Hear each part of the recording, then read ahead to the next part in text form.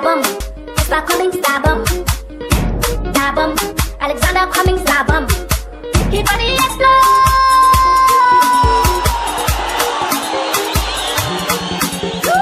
The leaders I love, the leaders I love, the ones I trust so much, they made a fool out of me. I've been praying to God every day, please give me a leader. The oldest republic in Africa. And yet, we're one of the least developed countries on the continent, and indeed one of the least developed countries in the world. And I say to you, my fellow Liberians, we deserve a better Liberia. We need to ask ourselves some fundamental questions.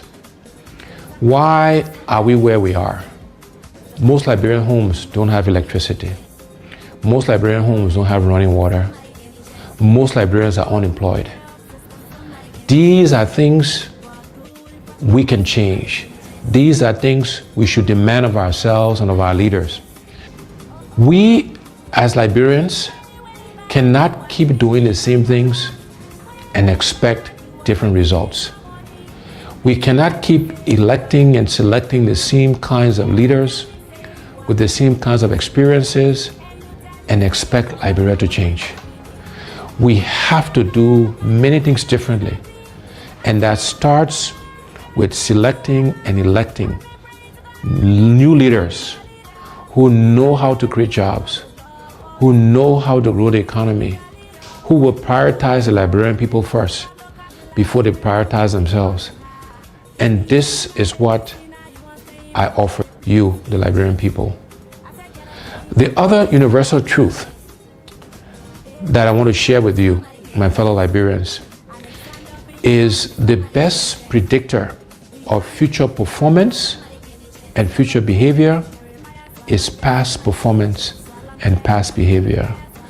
And again, I ask you to look at my record of job creation, of success, of managing large budgets without one penny going missing.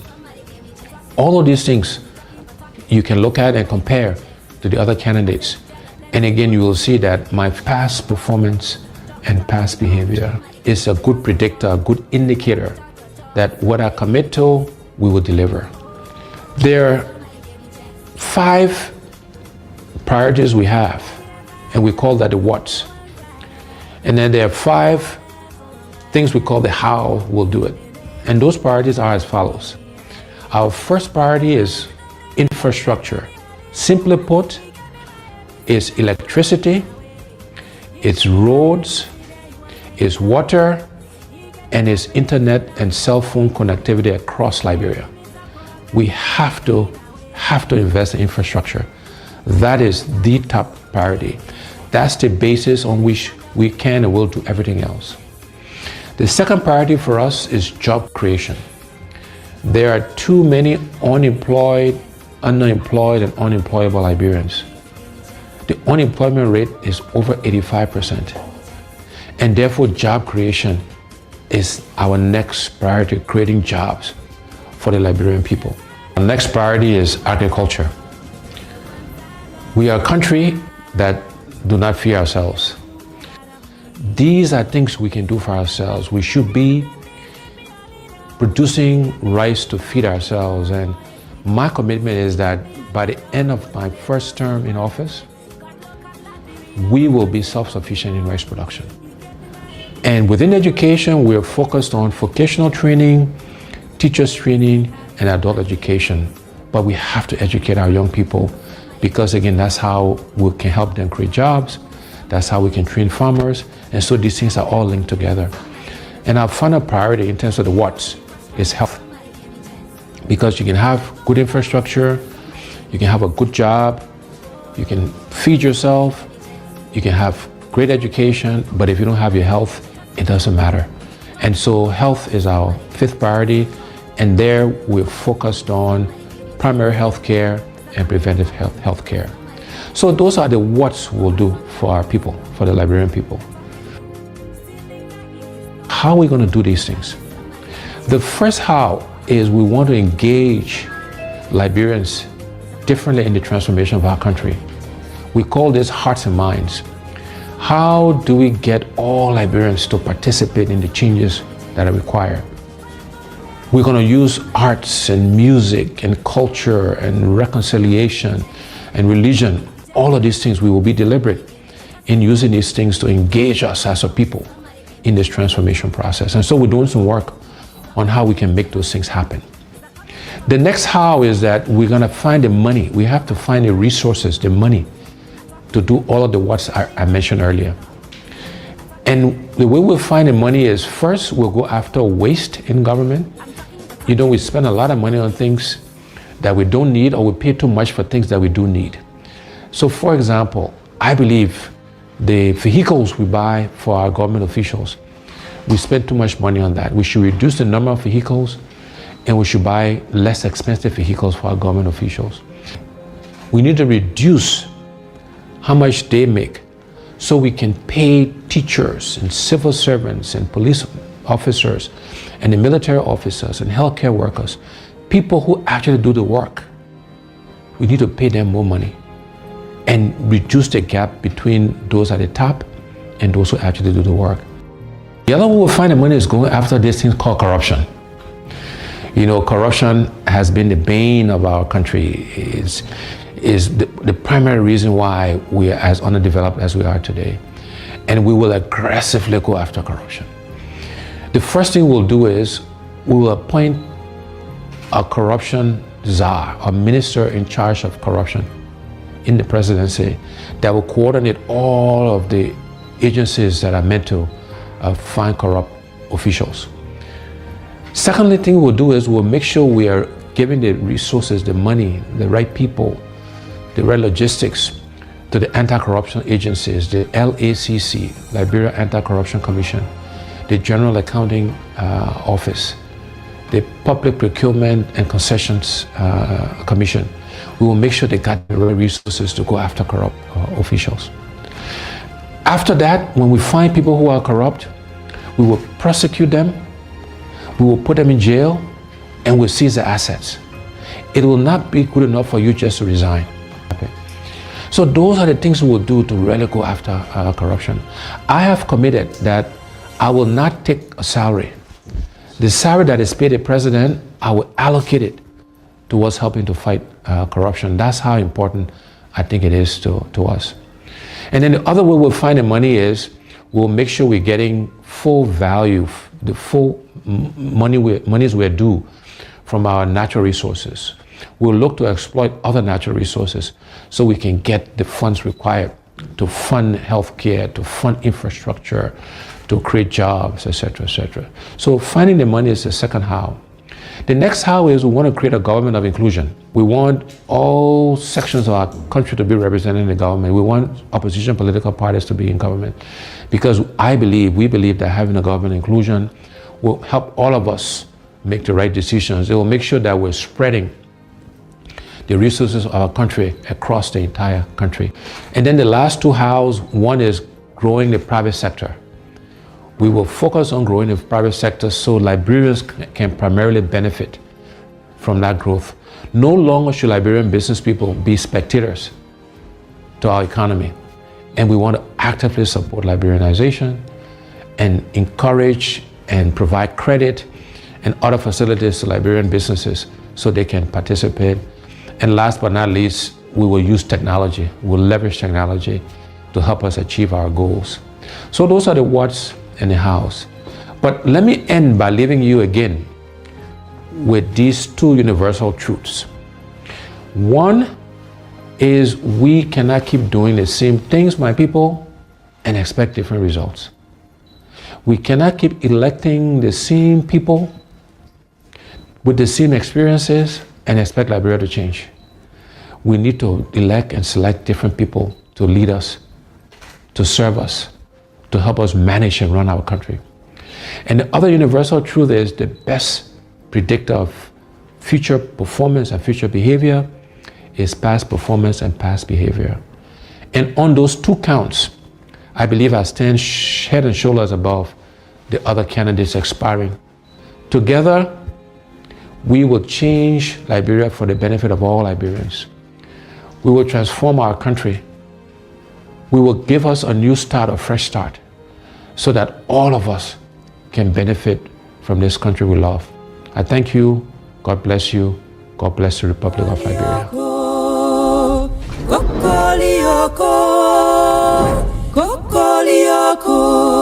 Chicken they grow for day.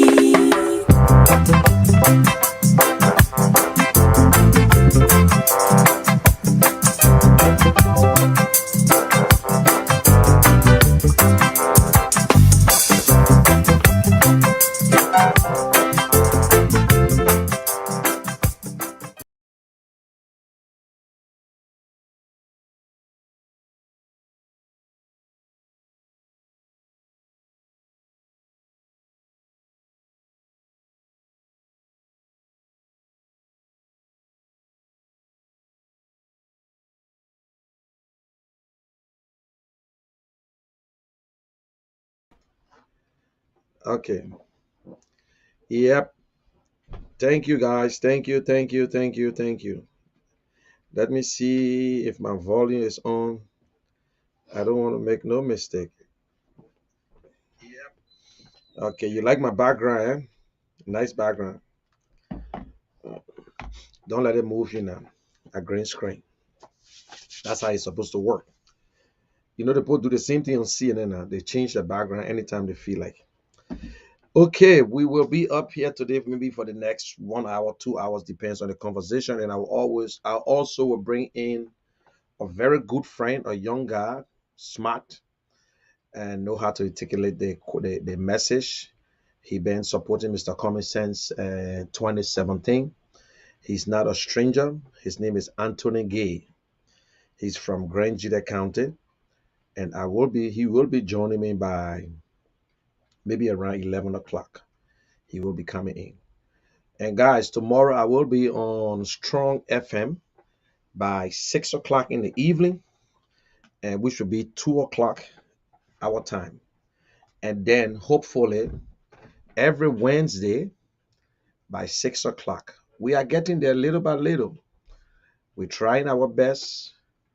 They call it the Comments Night, ABC Night, or ABC Out, and whatsoever. I'll call it ABC Night instead of the ABC Out. So we will be discussing comments. I made it clear my show is not to give you news. When I say news, yes, you will hear news from me.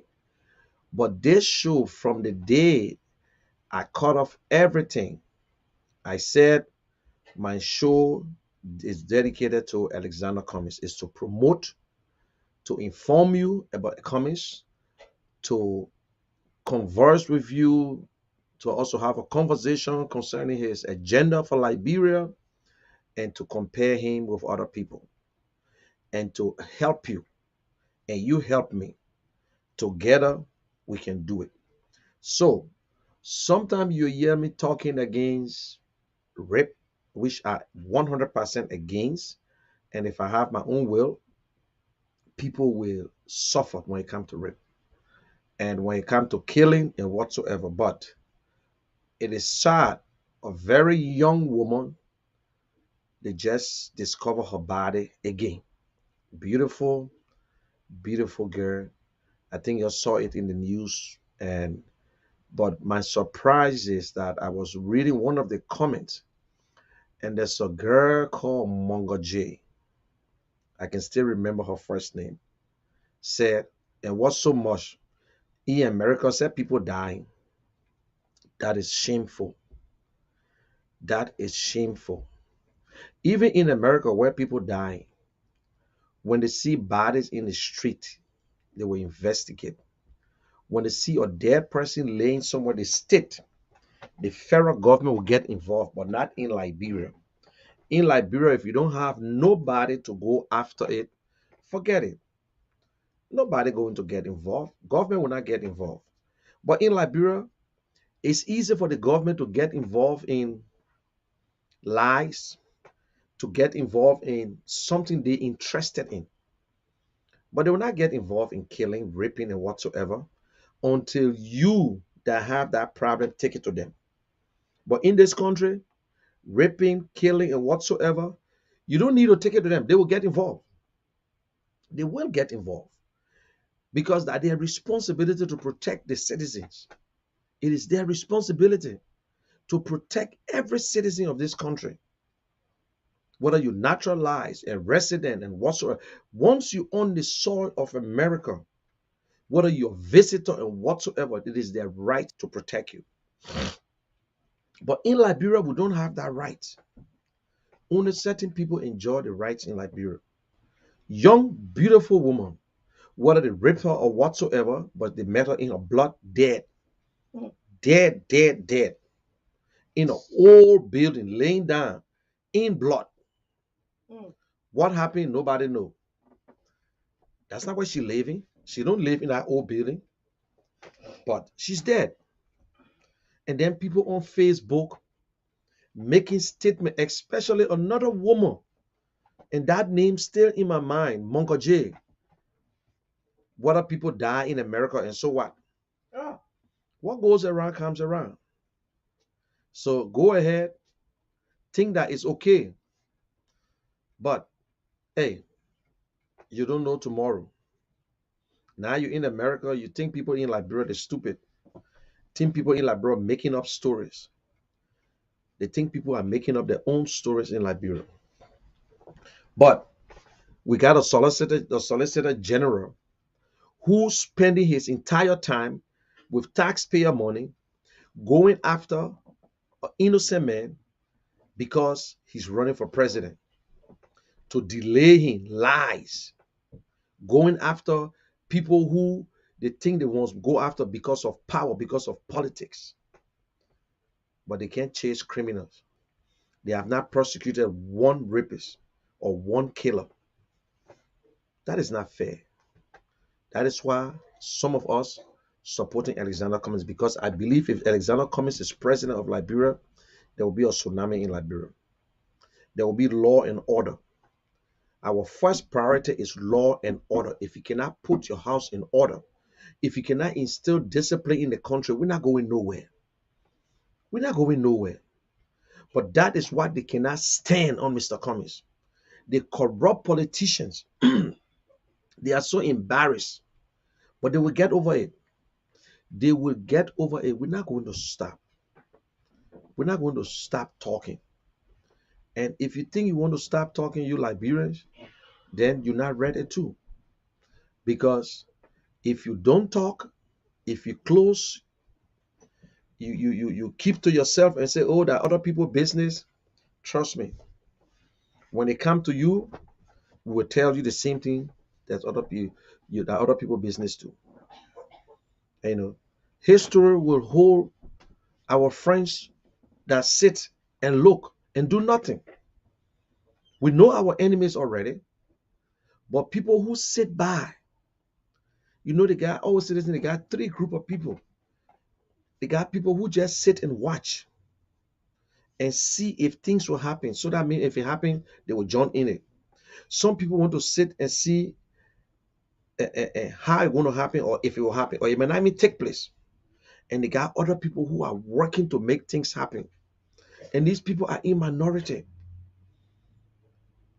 Always, you think they're in minority, yes, but the people who control the country, the people who push us around, the people who doing all these things, they're in minority. Are just a handful of people, but they control the entire country because of cash, because of poverty. Poverty is a bad thing. It's bad. Because of poverty, you cannot feed your family. You can't provide for your home. Whatever they do, they gave you.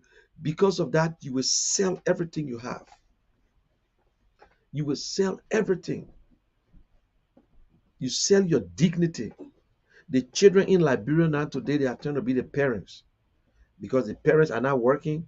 Now that the children, they behind because of lousy $50, $100, $200 for stealing money, so they're going to give it to them. It's shameful. What kind of country? Today we're up there, 1968, bigger than Japan, bigger than India. We're 100 years older than India. We're bigger than all these people. But that leadership, lack of leadership, get Liberia where they are today. We're not blaming President Weah for everything. But the fact of the matter is, why we blame him for, because of the promises that he made. He saw all these things. Oh, I will do this. I will fight that corruption. I will do this. But when they got there, they did the same corruption, worse than ever. Building houses as if when you get a farm and you put your beans. I'm making an example on beans because beans going to come up and it's just growing. I don't know whether they built a house or there was a seed over there already. And within less than 1 year, 3 months, all the houses going up. They build everything because they say Liberians are stupid people. So what we do, we will eat now, and then when we start doing the good things, they will forget about us. Everybody in Liberia are big shot in government. They are all members of the catfish family. So you don't know who's in charge. Nathaniel Mage is in charge. We know that. President Weah got more time on his hands. He's the world most less busy president. President Weah. He's busy, less busy. Imagine man taking his time off on a day to work to go sit and talk to people. He's busy. Nothing moving. Nothing moving. So, and I would say the big George, our biggest problem is Mage. It's Nathaniel Mage. His biggest problem. But we will get there. We will get there. George will understand that the promises he made to Liberian people and he disappointed them. That's it. Liberians are not people who will just allow you to go free. They gave you the first 6 years. Now the second 6 years will be based on your performance. But you can't tell me because you just did the Invisible Park, which is a nice place, yes. So that means we give you another 6 years. The people lives stay the same. The people stay to the same place. Nothing have changed. Nothing have changed. The only life that changed over there is George Weah and his followers. That their life changed. No. So guys, that is why some of us we are desperate for change. We're not desperate for change. We're desperate for change. We want a real change. So you in Liberia, the 14 person are watching me right now. If you share it on your page, fine. Although I share it already. Some people right now is sleeping in Liberia, but they will watch it tomorrow. You can also follow me on YouTube. But we must be honest to ourselves. It is your right to support whoever you want to support. Look at the candidates, ask the necessary question, and look and see which one of them telling you what to do. In our lifetime, in our history, we have never seen a politician with a plan. None of our politicians gave us a plan. Even when Ellen Johnson was coming to power, they were just talking off the head. But for the first time, we have seen a Liberian who's into election and telling you what he want to do, what we can do together as a nation, as a people, to get Liberia to where it's supposed to be. He's telling us, we ain't see nobody. When President Weah took over, it took him 9 months to put a plan together. Former VP Boakat don't have a plan. He just doing the same thing, explaining that, oh, this one happened, this one happened. No other people got a plan. Mr. Even and Tiawan Gonglo have not given you a plan yet. So every one of them talking off their heads. So right now, to be honest with you, the only man with a plan that he will move tomorrow, that he's ready on day one to start implementing is Alexander Cummings. Alexander Cummings is the only man who right now can tell you what I want to do, my first signature, where I will put it. Cummings is the only candidate that can tell you today what will be your first executive order. He can tell you with a blink of an eye because he got everything planned, just how he planned his life. That's how he believed Liberians should plan their own. You ask all the candidates, tell you, say, what the first thing you do? They will start murmuring. But Cummings can tell you straight the first thing he want to do when he's take over. He can tell you today that the first thing I will do right after 1 minute after 12 o'clock, after my inauguration, the first signature that will get done, he'll tell you exactly what he want to do. But no other politician can tell you. Nobody can tell you. Because if you don't have a plan, that's where you get into trouble. That's where you get into trouble. This man going around talking to Liberian people, going to places, meeting people. What you want to do? Take money and share it with everybody? Is that the life we want to live in Liberia? Because of $5, we should damage our children's future. Because of bag of rice, because of whatsoever, we should damage it and go back to the same thing. Or we think that is a entitlement, that you entitled to it. No, it is not an entitlement. You should work for it. Tell the Liberian people what you're going to do. Conversation. Don't tell me that I was there 12 years as VP or I was there as speaker, so that means I'm entitled to the leadership. No, you're not. You've gone back to square one. You were ruling party. You lost. Once you lost, that's it. You've gone back to square one. You got to start over. Go back to the line. Don't tell me you in the front. You lost already. Loss is loss. Whether you take second, third, fourth, fifth, you lost. You're going to start over. That's how it works.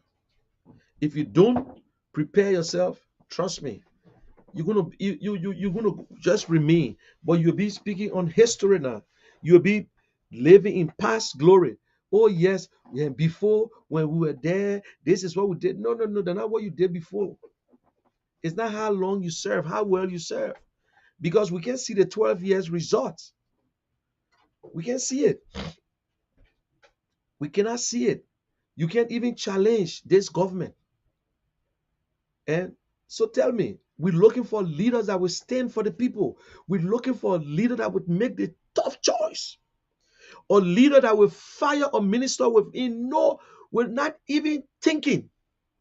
Once it's wrong, we're looking for a leader that will stand up, smile with you, and give you the tough love and tell you, say, enough is enough.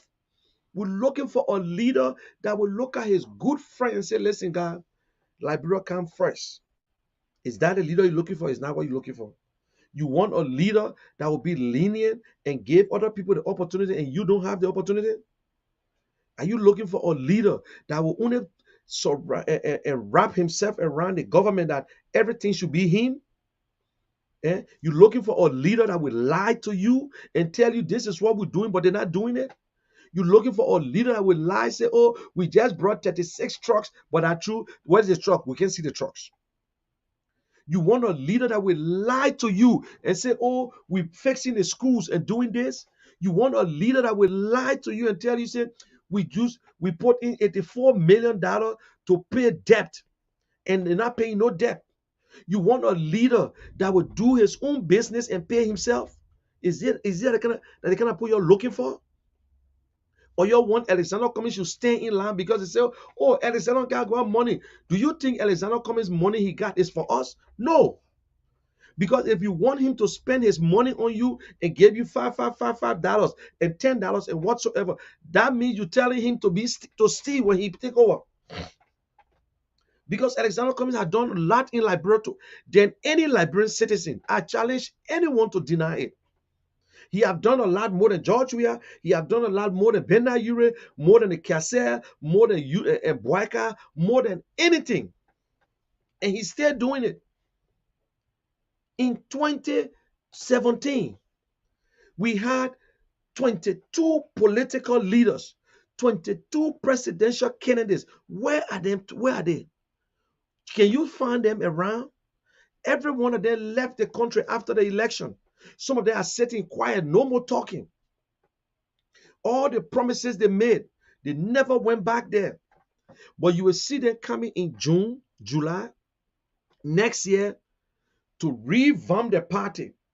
And then you Liberians now, out of poverty, you will start to jump all in the street and say, oh, yes, we'll support the other person here. Is that what we are? Is that what we want for Liberia? Liberia will not make it. Will not make it.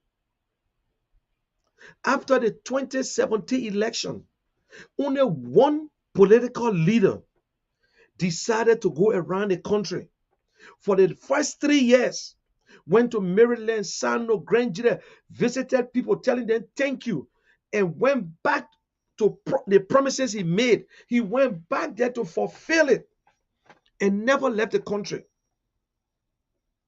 The president of Liberia, President Weah, it took him 3 years, 3 or 2 months, almost 3.5 years for President Weah to go on a country tour to tell the people thank you. Mr. Bwaka never went around to tell his partisans thank you, because they believe when the election is over, they go and sit. The man who takes second is the next man in line. That's not how it works, my people. You must know your leaders. And this is not about friendship.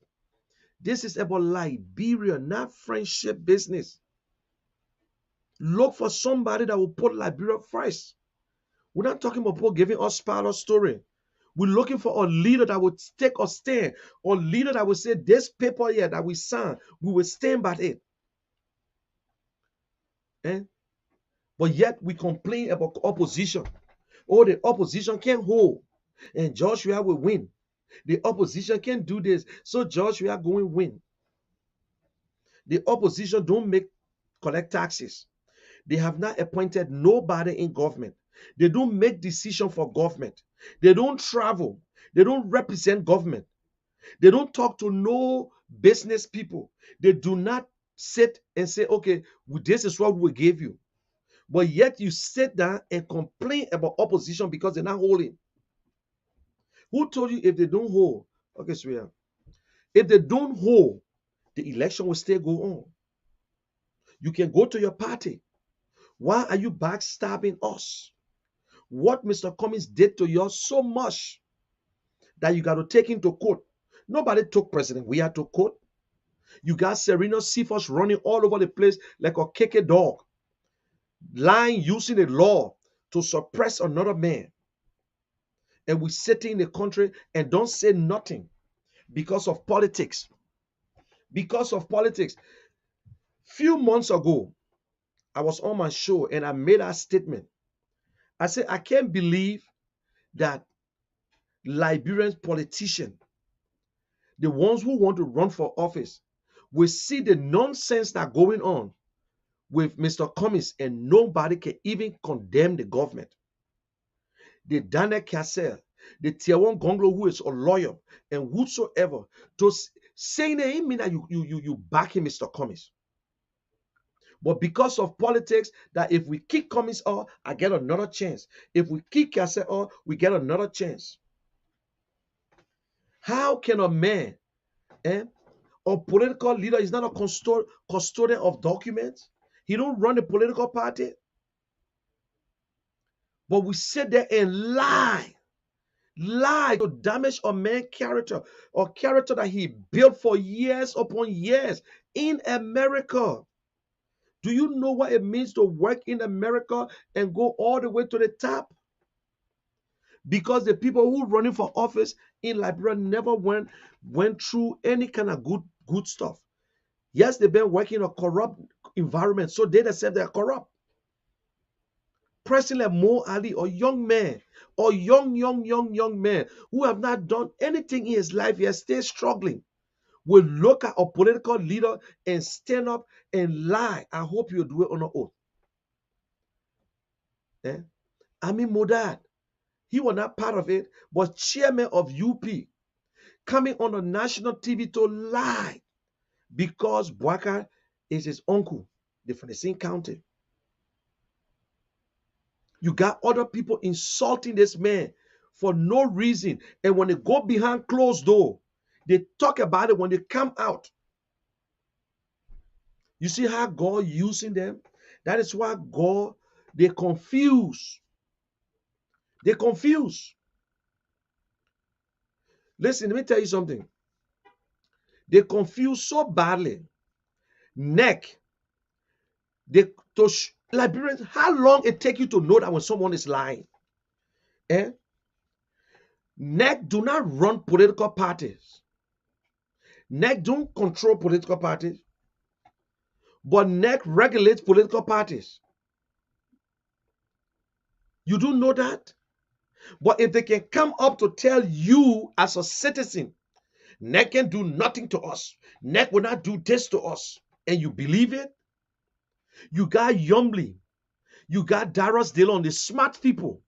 If they can come up and say, we withdrawing from CPP when they even get party to withdraw from, and NEC recognize ability, but yet you say, who is NEC? You can form a football team in Liberia.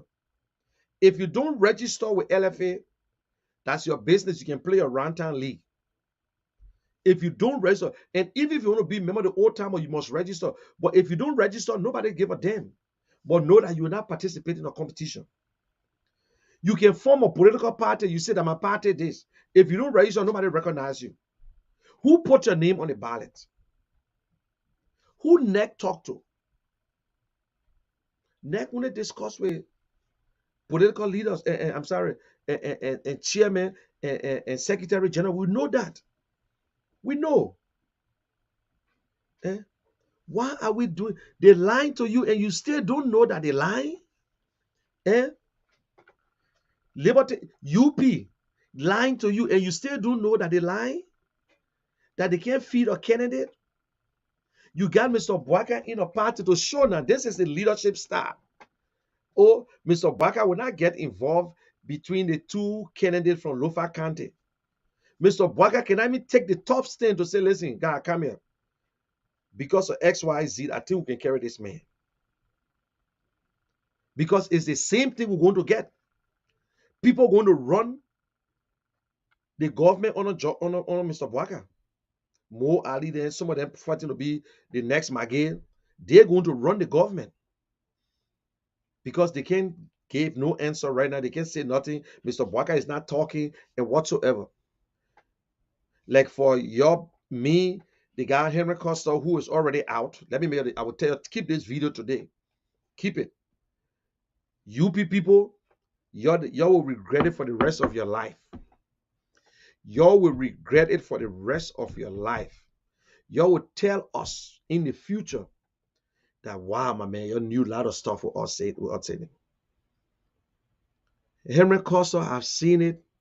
He rather stay, negotiate, and get what he can get from George Weah. But Henry Costa is done with Mr. Bwaka. I'm giving you a first-hand information. Henry Costa is fighting for Henry Costa. He made it clear, but maybe you guys don't read between the lines. Go back to Spoon and listen to his conversation. There is no way a man who has an ambition, who wants to run for office in the future, will tell you, I have an interest, my interest first. No, no, no, no, no, no. Any politician tells you that their interest is first, no, they're not ready yet. Some will pretend, but when they're pretending, it still shows. Listen to him on Spoon. It's all about custom. It can be, they argue with you and said, Mr. Bwaka got interest. Mr. Bwaka interest to be president. Mr. Cummings' interest is to be president. If I'm there advocating, I say I'm an advocate at doing this, but then at the same time I want to run for something, but then at the same time I want to do this. When you're running for public office, it's not about you making money. Let me tell you today, you don't run for public office because you think it's a job that you're going to get money for. Most of the time when you run is to serve, or you want to change something.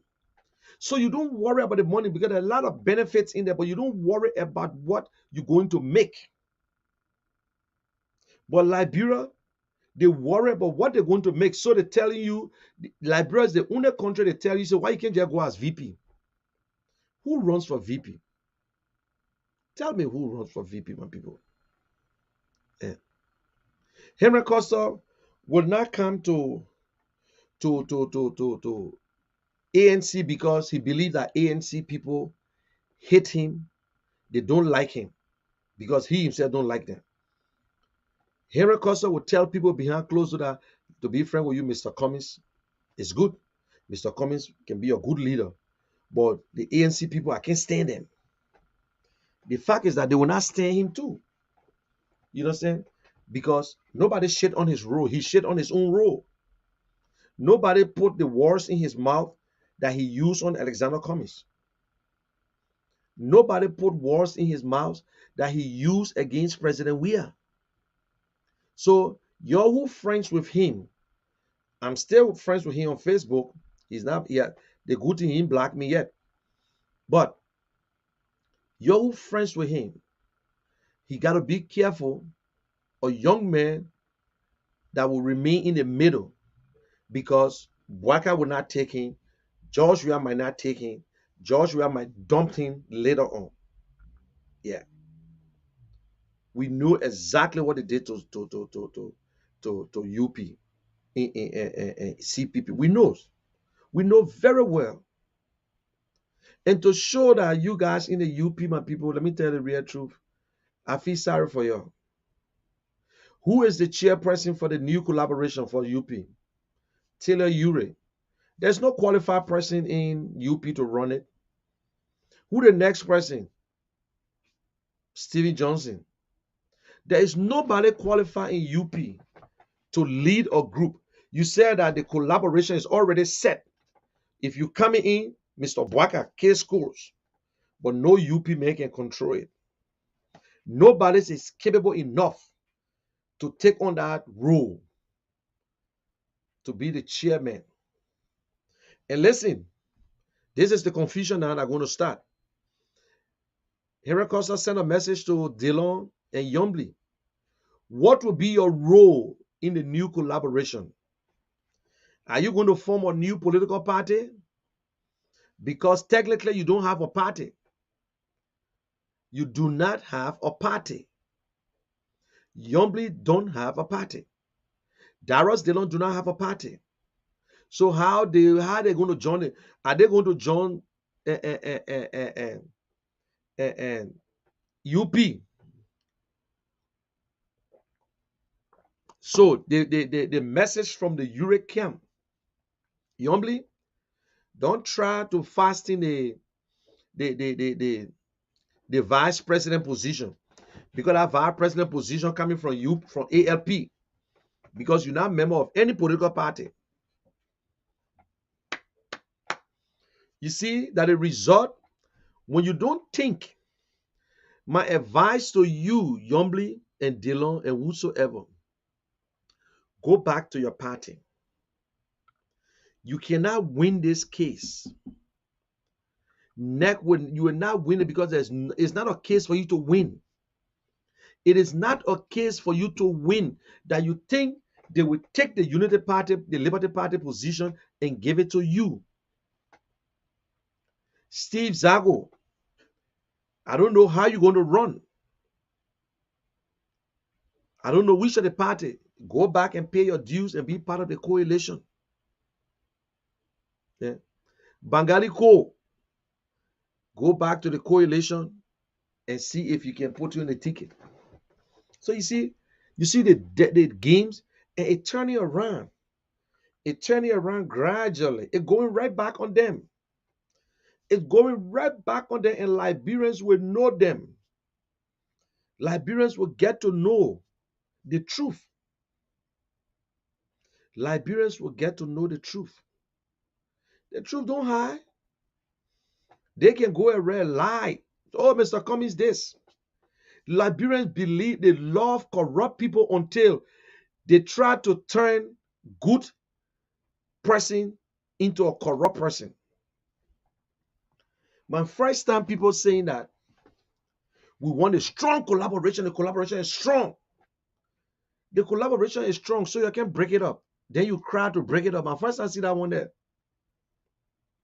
Oh, Mr. Cummings put the exit clause. The exit clause were in there. Oh, so you telling me that you already had a plan. You had a plan against Mr. Cummings. The plan failed. They hold you dog for me.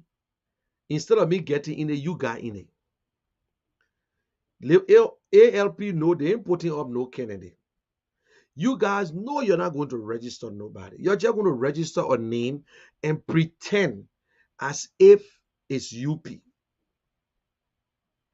You're not going to feed candidate. I don't know. You can't win a case. Why waste your time? Out of shame? Shame. Out of shame.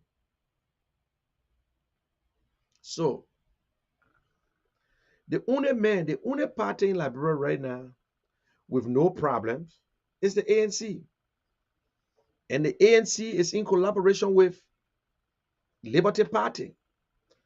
So Liberty Party and ANC are together. To be frank with you, I'm saying that we don't need UP. We don't need UP. UP, let's go collaborate. Let's see who's going to join them. There is no party will join them. Maybe Liberation Party will switch over to them. But trust me, Liberation Party will not go to them. Liberation Party will not go to UP.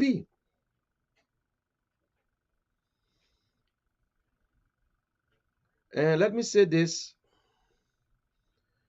about Dr. Cassell. Nobody is happy for another Liberian getting a problem. But let me make you to understand today. You can support Mr. Cassell. You can get his back. You can stand with Dr. Cassell. It's up to you. I'm not the one who did the billing for Dr. Cassell. I'm not the one who his accountant. But this country we all live in, federal government, when they arrest you, they got probable cause. They got information. They did the homework. It is not a joyful thing to be in Liberia in a situation because Dr. Cassell can go to Liberia today, 2 months from now. Liberians will stay, his supporter will stay supporting.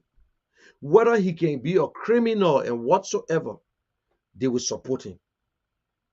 Funanti Kofa, they were in jail. They went to Liberia. They in government. There are a lot of other Liberians who went to Liberia and went in government. One Murray, the guy he was once representative, I think, or one speaker before. So all the guys, they have problems, corrupt, criminal charges here, and they went to jail, they released them, they went home, and they're free. So don't think it will not look, Liberians, and these are not a thing that can damage you. The only thing might stop Dr. Cassell if he cannot travel because they got his passport. They seized his passport. And listen to this. If you don't want anybody to talk about you, stay private. If you can't stand the heat, leave the kitchen. If you don't want your business to be on social media, to be in public, for them to have a discussion, then stay private. Simple. Stay private. Or two things. You get into politics, your money is your money. The people watch you. But stay private. If you want to get into politics, it's up to you. So we will talk. I'm not the one who put it on the news. I'm not the one who released the message. It's not a gossip. It's not a gossip. We pay for parking ticket here. They put warrant off for our arrest. If you don't pay, we'll arrest you. All these things. They put law and order. Law and order. They got some people who stay defending Dr. Cassell. It's good. Oh, and you know, we can look, if Dr. Cassell was not into government, not into this politics, maybe we're not going to even hear it. Maybe we're going to hear it, but don't pay attention to it.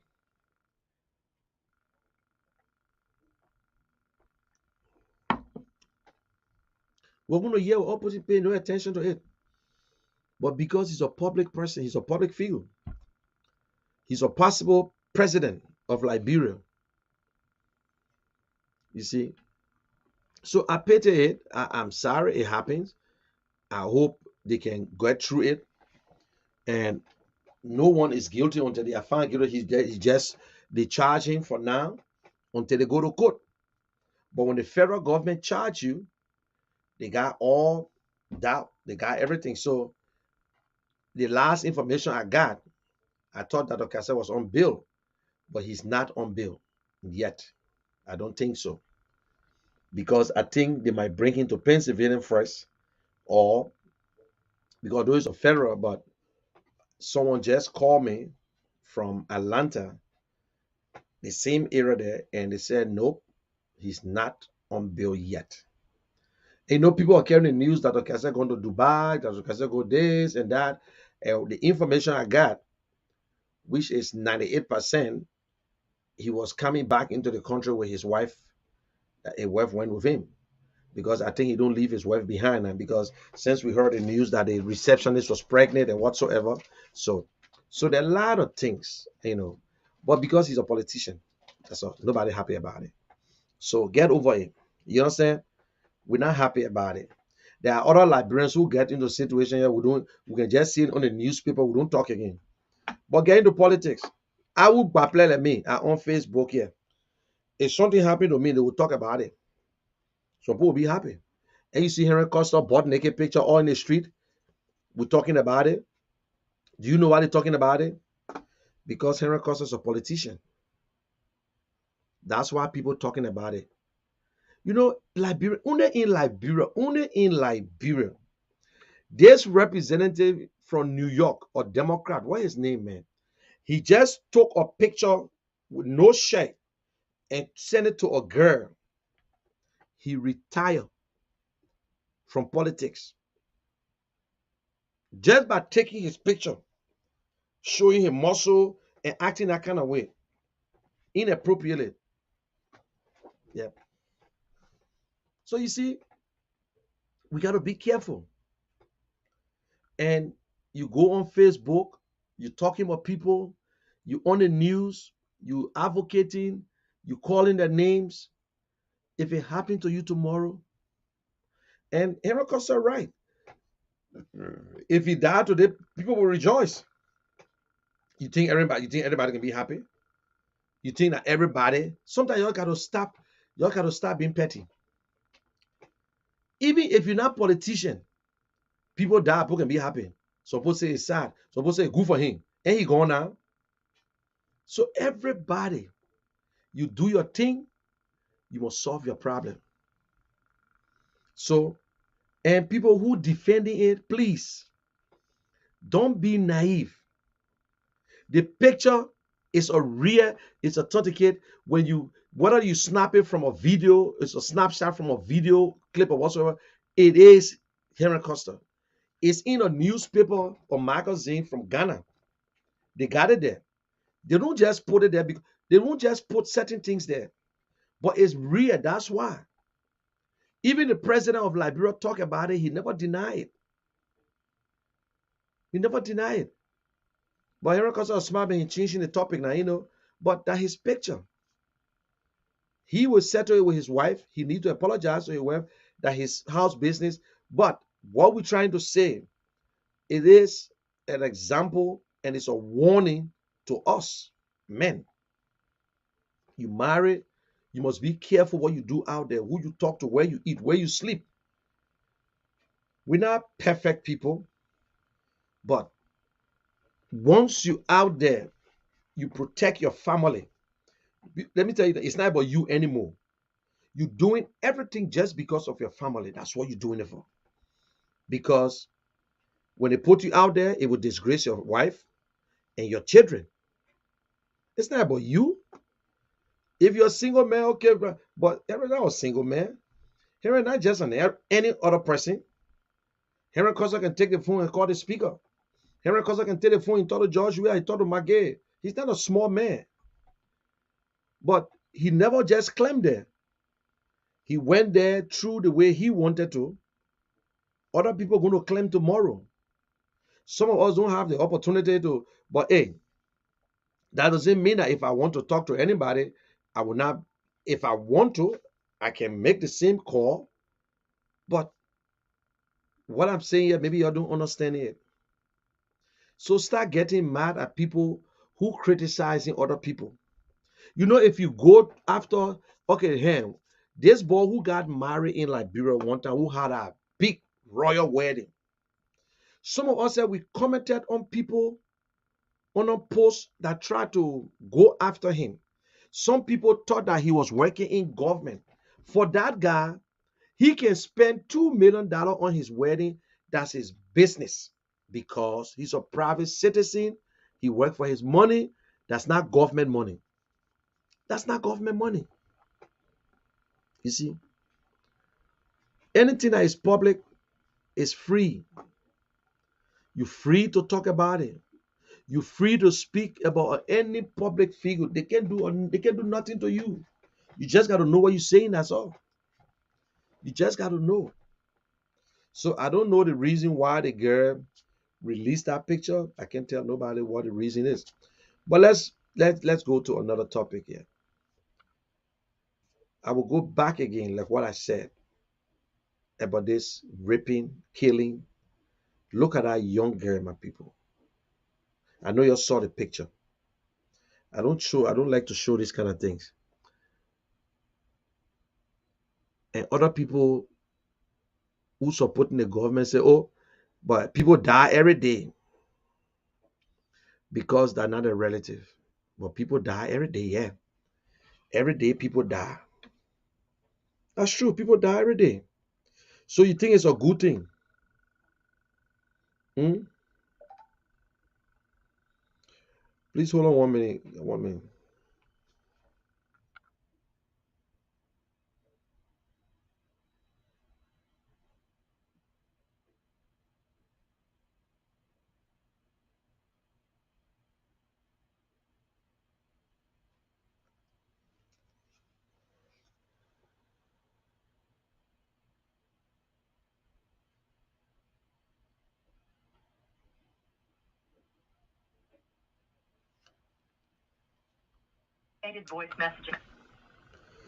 Okay, guys.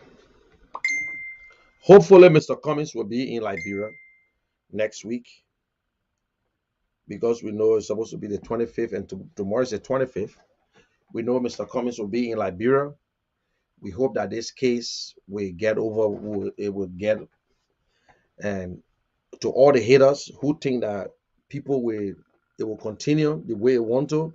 But the good thing, don't be afraid. It will not stop us from campaigning. It will not stop Mr. Cummings' name from getting on the ballot. So don't worry about it. But we'll continue to speak out. And okay, let me do this for the first. I know people. I will put up this number just in case if you want to call. I will keep the number up there, and you can call, especially from Vikent and Europe. He will want to say something. Sometimes he come on and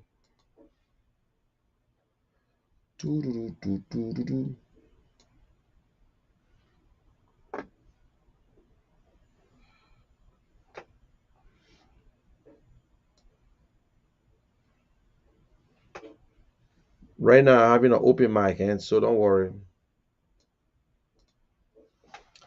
Okay, if you decide to call, you can call on this number, and because I will be wrapping up. I don't know what Anthony is doing to come up because I want to go to bed early today. So I will be up here for the next 20 minutes. After the 20 minutes, I call it a night. So we all know, my people, this thing here is not about rocket scientists. I don't know what we should do anymore. What Liberian people looking for in a leader? What are we looking for? Oh, Mr. Cummings can laugh. Oh, Mr. Cummings is not likable. My people, I don't know when you say he's not likable, his message is not resonating. It's not truth. Don't let nobody fool you. Yes, we get work to do. Yes, we are the underdogs. But do you think that Mr. Cummings' name will be in the newspaper, on the social media for 24/7 and nobody know the name? You believe that? Eh? You believe that? No. People know Mr. Cummings. They hear about Mr. Cummings every day. Yes, we need to do more. Yes. We need to campaign a Liberian way. Do you know how the Liberian men campaign? They want you to go around and distribute some cash. We don't have the opportunity to be on radio all over because you know why? The OK FM, the Prime FM, the whatsoever, they are all being bought by the government. You can't even get a space. They can't even allow you. The guys quick to forget. If you're supporting the government, you have the opportunity. If you're not supporting the government, just forget it. Just forget it.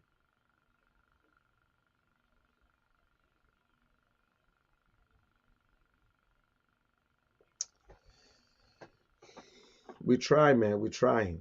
You know, I understand what some people always saying. I understand it, but it's not an easy thing. It's not easy.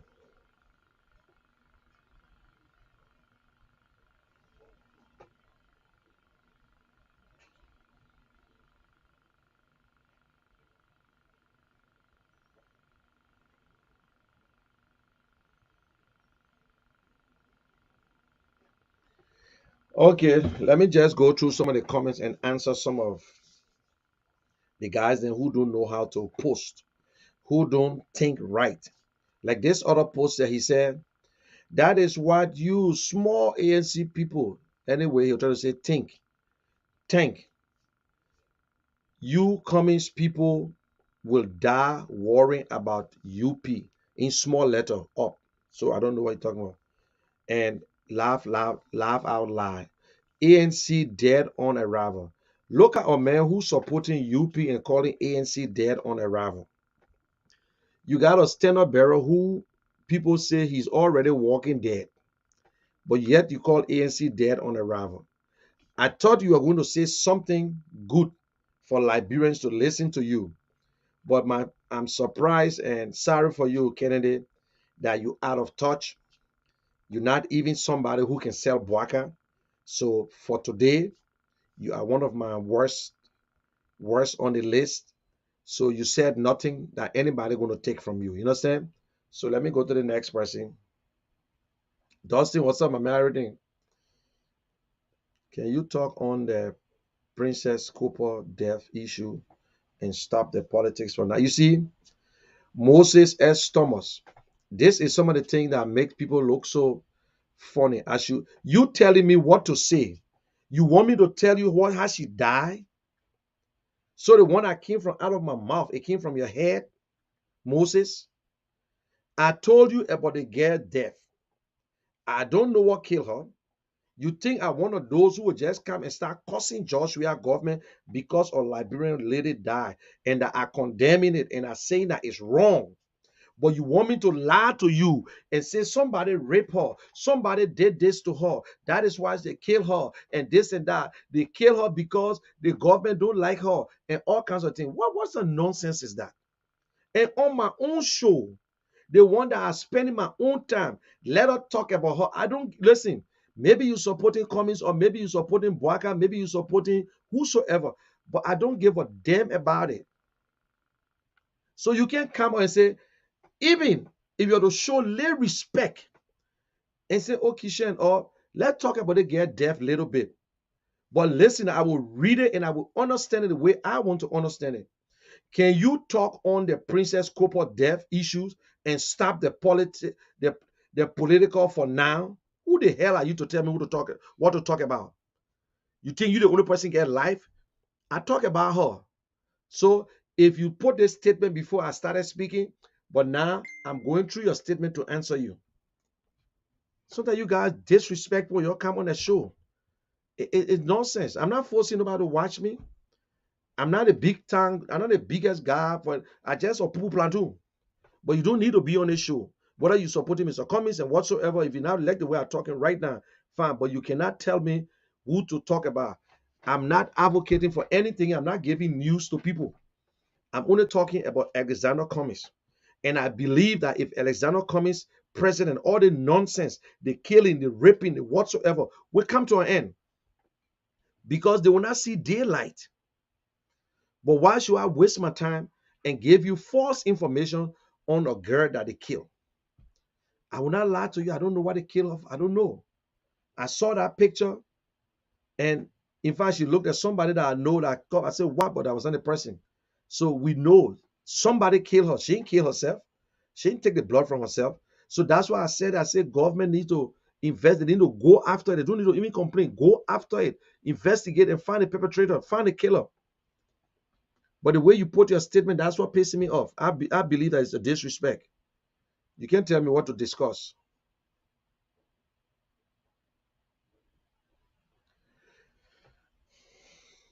Okay. And Anthony Kofa, Mr. Cummings' first executive order is law and order. Mr. Cummings' first executive order that he will sign, it will be strictly to instruct the police and whatsoever law and order must be in the country first. If you cannot do that, you're not ready. There will be nobody driving on the third lane, on the opposite lane that they call third lane. Third lane is not opposite. Third lane is going that way. So that one, we will put it in there first. Law and order, discipline, respect, time. That every minister must be in the office. 8 o'clock should meet you in your office. I'm telling you, there will be a tsunami.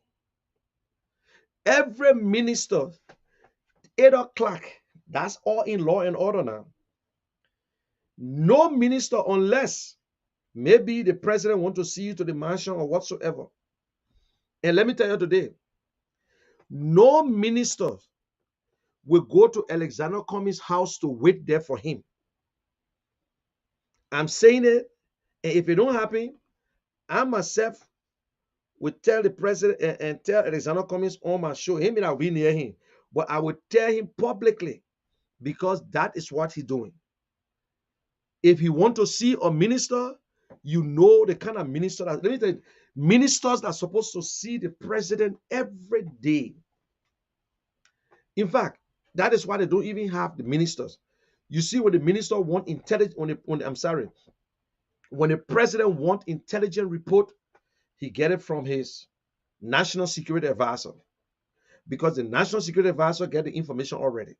That is why the president got all these different advisors, economic advisors, advisors on trade, and different things. But the minister, the president don't have to, every in the morning, while the president drinking a coffee, then they get all the ministers, then the assistant minister, they go stand near the president's house, they be waiting. They ain't got nothing to do there, but they just go stand by the president's house to wait. Take your damn self to your office and start doing your work. When the president want to see you, he will see you.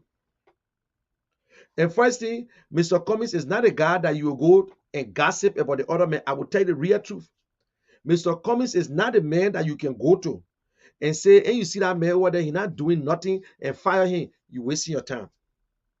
You want to say something with the person, you better get ready for Mr. Cummings to call you. So law and order is the first. Liberians will see the difference on the first day when they see police, when they see assistant minister there online and moving and be able to control the traffic, will say, that's I said. Oh. So I'm telling you, law and order. And to instill law and order in the country, it's not going to happen the same day. It's not going to just take place the next day. People will still try to test it. They will look, Liberian need consistent. They will try to test the law.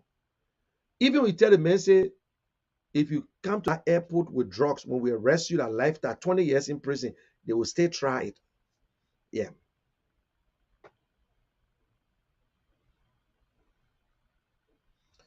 Moses Thomas, to talk and do is two different things. I agree with you. But There's a parable. They said the action of a man speaks for himself.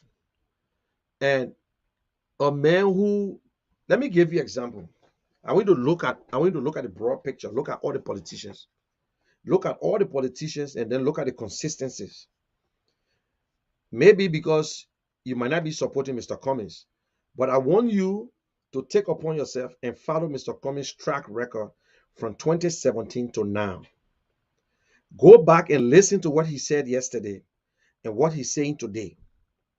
Either it's upgraded or he stay on the same message.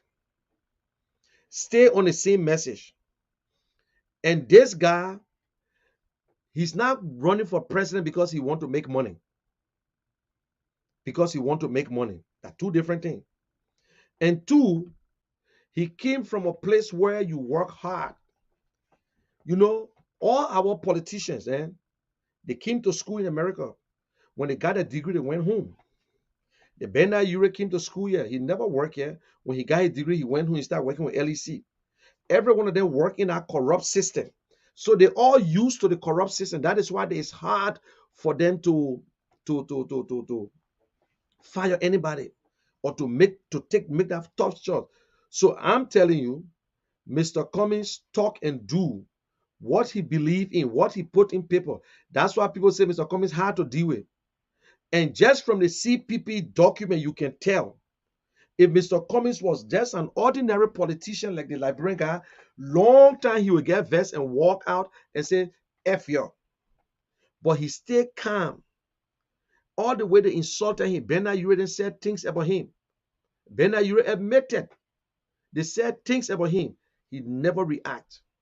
He never come on Facebook to say this and that. Whether his surrogates or his supporters speaking. But Mr. Cummings always come in and speak for the Liberian people. In all his speeches, it was Liberian first. In all his speeches. And this man got a platform that you're looking at today. He just read something to you. He said it from 2017. He's still saying it today. In fact, he's improved on it because based on the time. So it's not that talk is cheap. Because I put what you just said, talk to do you. And Mr. Cummings, let me tell you today, his appointment was based on qualification. That the first step. And if you don't perform, yes, you qualify. Because you can say the man will perform. The man can be qualified. But if you don't perform to produce, Mr. Cummings will change you or will tell you to let it go. So you see, you got to be able to perform.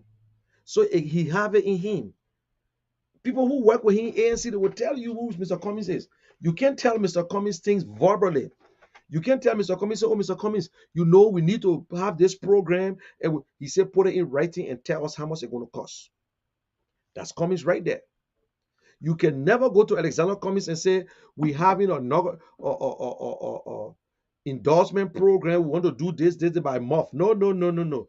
You got to put it in writing and tell us how much it's going to cost. That's what the post. Oh, Mr. Cummings is too difficult. He gave you money, he gave you a check, he put it on record.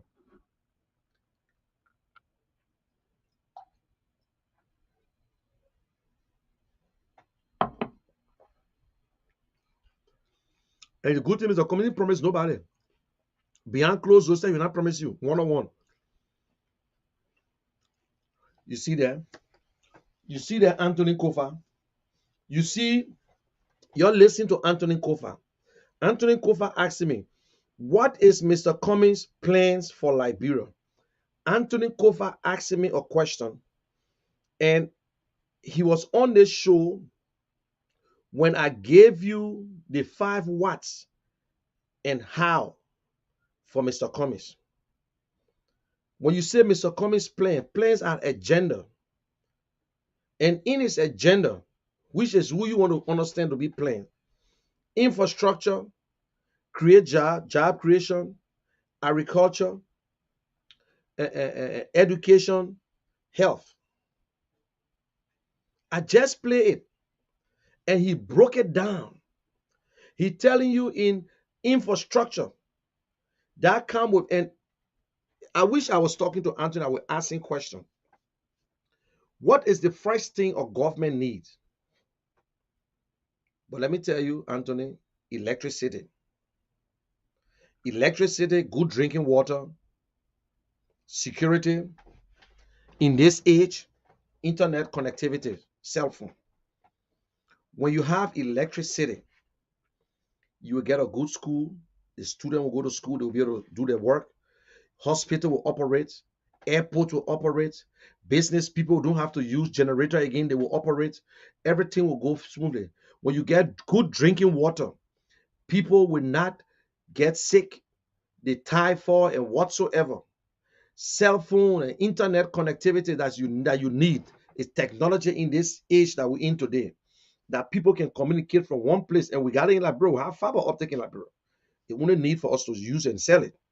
So you see, then all these things create jobs. Then in infrastructure, he tell you about the bridges that they're going to build, and the roads, the different things. It's all in infrastructure. Security, everything is in infrastructure. Then it creates jobs. How do you create jobs? He have it on that. So go, and I will play it again because I think I can't to leave now. How you create jobs? Infrastructure create jobs because all the little things that people will be doing, you start creating jobs. Then you go to agriculture. So now when you get good electricity, you got good water, drinking water, running water. Now agriculture is in there. Some people now today, other countries use drone to water the plant. Other people use internet to control the water system. They use electricity. And we're not talking about buying fertilizer or hope for the people. We're talking about putting in at least 10% of your national budget into agriculture, that it will be omega agriculture, agriculture, fisheries, and everything together. He broke it down. Then he came to education, teachers training, illiteracy program, different things. He broke it down. Then he went to health, eh?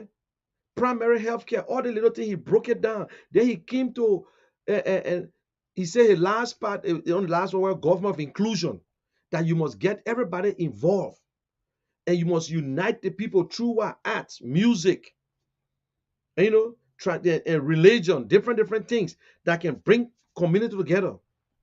So he explained it. Then what when you asking me what is Mr. Cummings' plan?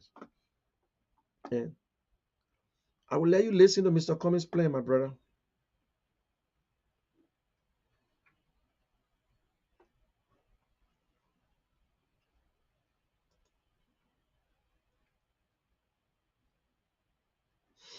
Okay, another one again. Another one. He said he said, what has he done in the interest of the Liberian people? Okay, Moses. And sometimes, I got the advantage now. You only ask a little question, and I will go ahead and explain to you. But then again, it's sad because you're not responding to me. But when you ask me what Mr. Cummings have done in the lives of Liberian people, my brother, Mr. Cummings have done a lot in Liberia compared to any Liberian citizen. He have done a lot in Liberia, more than President Weah when he was playing football. The only thing President Weah did is to play football. He have done a lot more than Bernard Ure. He have done a lot more than Joseph Boaka. He has done a lot. So now, let me break it down for you. The only Liberian citizen that we know in our lifetime that took, the only Liberian citizen we know in our lifetime that purchased a generator for one of the government biggest and school, BWI, or 350 kVA generator today, that when you go on BWI, they can brag about light, was given to them by Alexander Cummings. But he brag about it. The only STEM school in Liberia today in our history, that other country around West Africa, around us, they invest into STEM school, science, mathematics, technology, all that. that they didn't want you to go take 20 subjects and whatsoever. The only STEM school, the Alexander B. Cummings Academy in Garnersville, built by Alexander Cummings 4 years ago or 5 years ago. He got another school that he sponsors 100% for illiteracy program, people who want to learn how to braid hair and cater and whatsoever, and he support them 100%. And when they graduate, he gave them loan. He don't brag about it. Mr. Cummings, the only Liberian citizen who spent over $30,000 to furnish the University of Liberia computer room. You don't take it from me. Go and do your own research. We're on social media. I don't need to lie to you. Mr. Cummings just recently, the Nimba Community College, Mr. Cummings gave them $25,000 to redo the whole thing. You don't take it from me. I'm on social media. I don't need to lie. These are the things that Mr. Cummings still doing. And when we're talking about clinics, we talk about hospital, medication. His foundation is the biggest foundation in Liberia compared with any international foundation. That they go to hospital. He gave, when they were collecting the money for scholarship, over $2 million. He gave the University of Liberia for scholarship. The one in Maryland, $850,000. He got students on scholarship in the University of Liberia through the Cummings Foundation. So this is not about bragging, because if Mr. Cummings was doing it to be president alone, the thing that he did before, all the politicians who were in Liberia running, they promised people after the election finish left. Mr. Cummings, the only man that stay on the ground, that going from county to county, county to county. Yeah?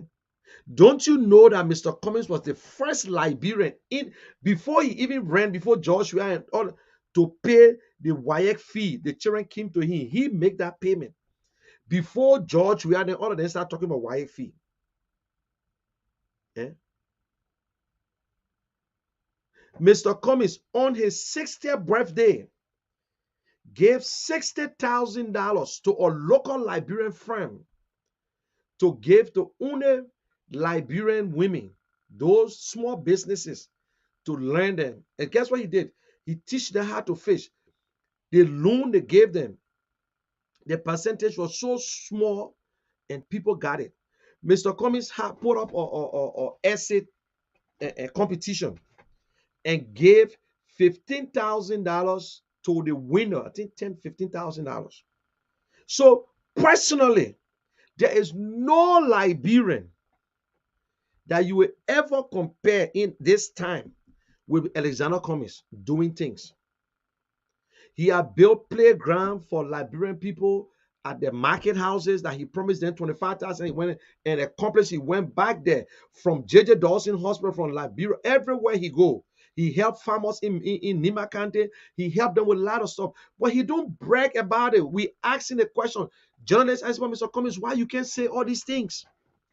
Why you can't say all these things? Why you lying people? He said, listen, I'm not here to come tell people who I help, who I don't help.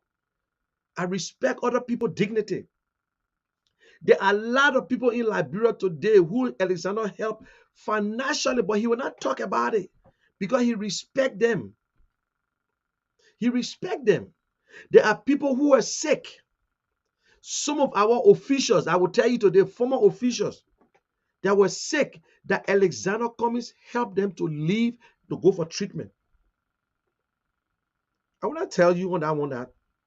So when you say what he did for Liberia, don't tell me, because some people say, oh, Mr. Cummings never go in refugee camp. Mr. Cummings did not send you or me to refugee camp.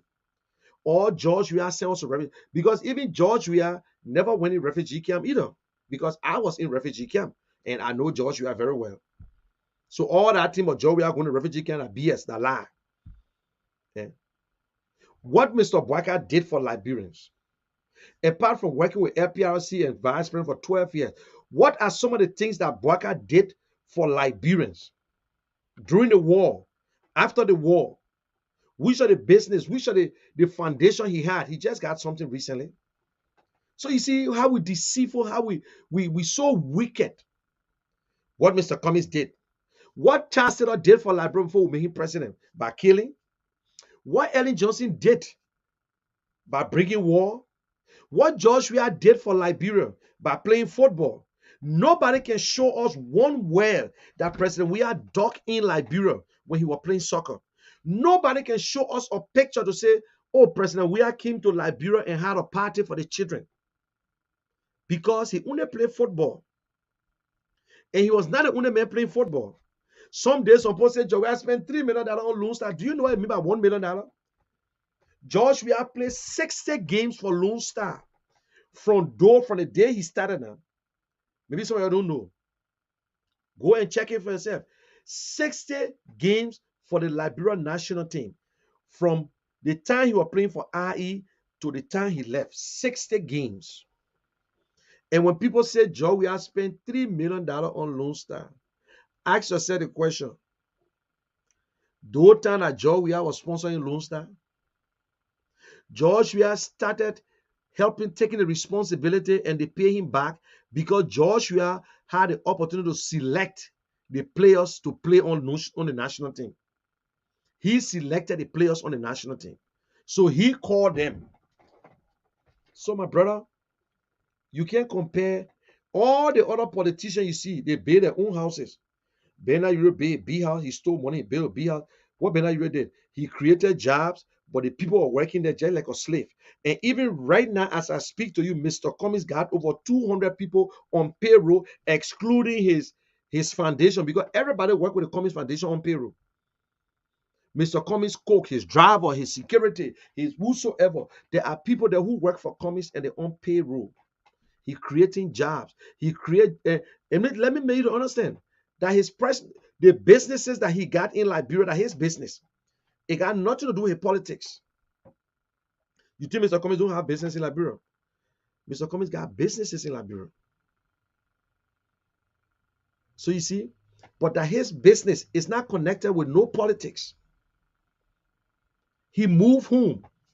He don't need to build new house when he's president. He don't need to buy no other new car because he's driving the best car that any millionaire want to drive in the world. So he have done a lot, my brother. If that was they were looking at to make him president, then that's it. But he's not running for president because suppose say, but he forced to be president. No, it's not that he forced. That's his right. That's his right. But let me make you to understand. And Mr. Cummings, he's not a typical politician. He said it so many times on interview that if I don't win, I will continue my philanthropic work because I retire. He got his foundation can be compared to any international foundation that they will do things, but they will not be able to help our Liberians. But you see, we got 3 branches of government.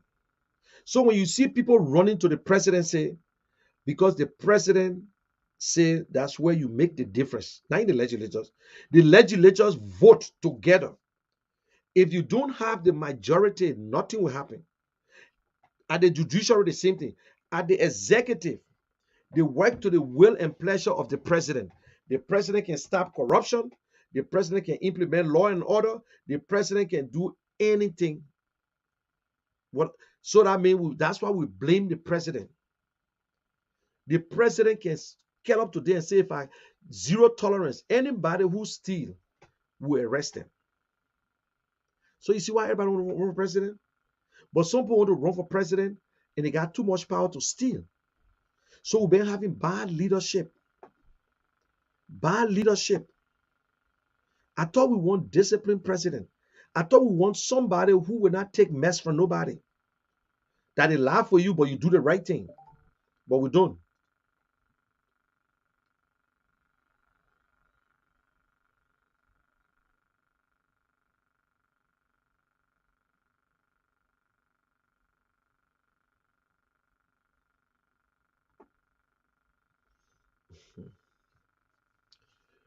My brother, your 3 classes of people, you don't even put it the right way.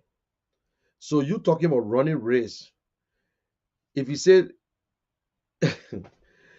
I think I want you to rephrase it, because the first thing he said, those are you got three classes of people: those who are not qualified to run the race, okay, those who have lost the race. So those who have won the race, which one are you pursuing, sir?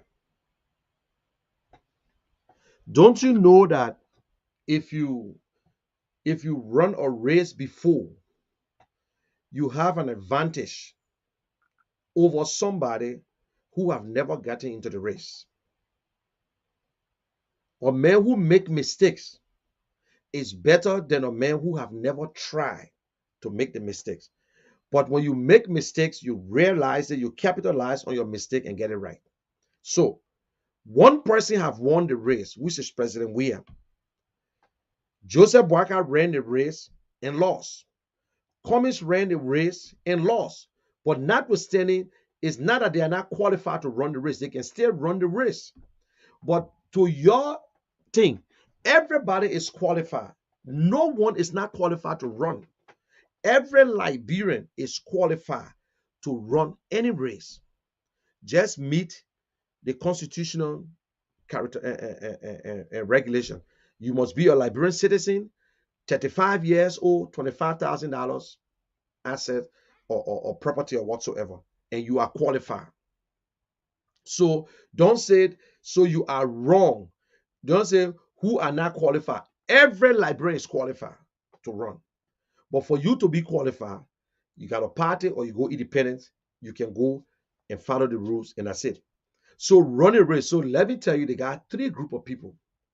When you're going to ask me, the three group of people, they got people who just sit and do nothing.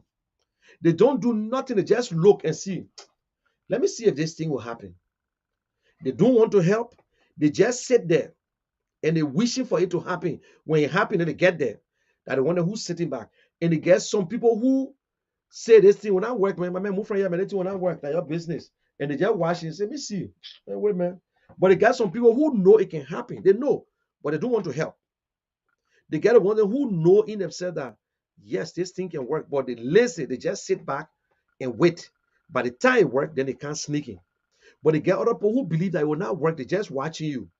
But they got people who make it happen, who can make it happen. So the one who can make it happen, that a group a little bit in, because I want to work for things to happen. So that's it. So your statement here is, I will give you 75 for it, because everybody is qualified to contest according to the Constitution. It is your right to contest. It is a privilege for you to lead. It is not your right to lead. It is not the right of no Liberian citizen to lead.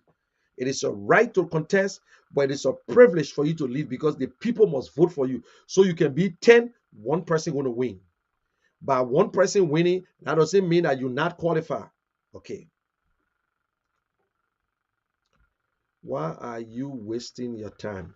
Okay, another one, John Mason. He said, I'm wasting my time, but he set his damn self under my post to listen to me, but to only ask a question, why are you wasting your time? So you and myself here, who the smartest person right now? You and myself here, who the dumbest person on here to say, I am wasting my time, but you watching me.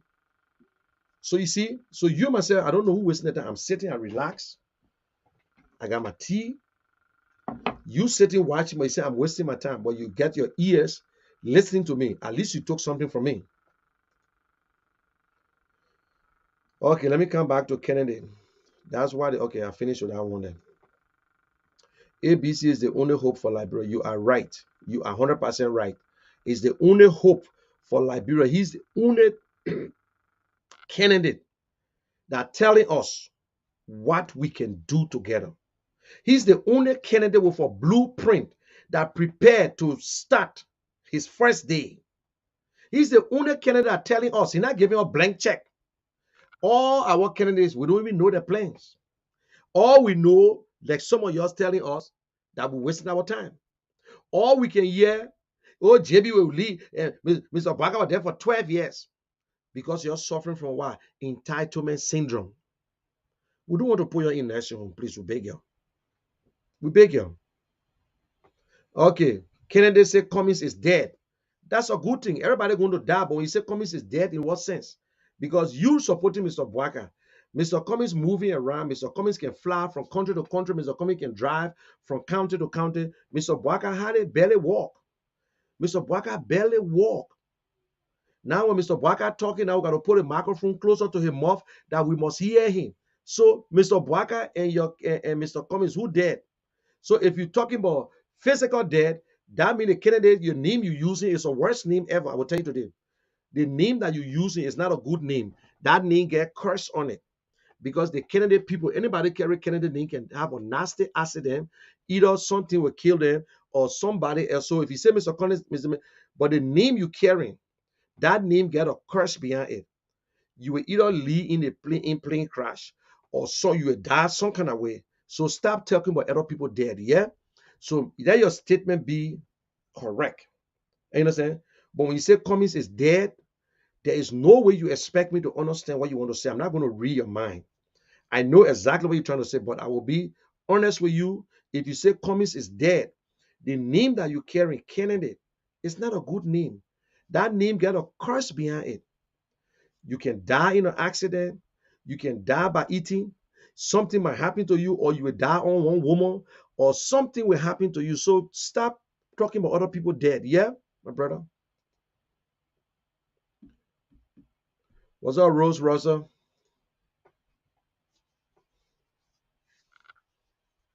Yes, the dead man walking. In fact, I got to play that tape. Let me look for itself. Let me look for what you just. Thanks for reminding me. Let me look for the video about Henry. We got to know Henry Costa actually gone back to George. You know that Henry Costa soaked them. He soaked them big time.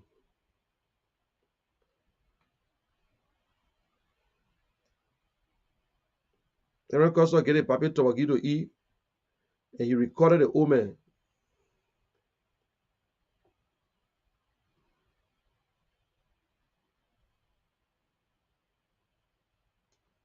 Okay, y'all listen to Europe praising Mr. Coming Small. We bring you greetings from the All Liberian Party. Firstly, we want to use this opportunity to congratulate Honorable Alexander Benedict Cummings for his stewardship of the collaboration over the past 8 months. Mr. Cummings, we at the All Liberian Party want to seize this opportunity to congratulate you for what we believe was a job well done. And people, it's very difficult to control 4 political parties, all having ambition, all wanting positions, and all with diversity of views. And we want to use this occasion not only to congratulate you, Mr. Cummings, but to recognize your style of leadership, always calm and collected.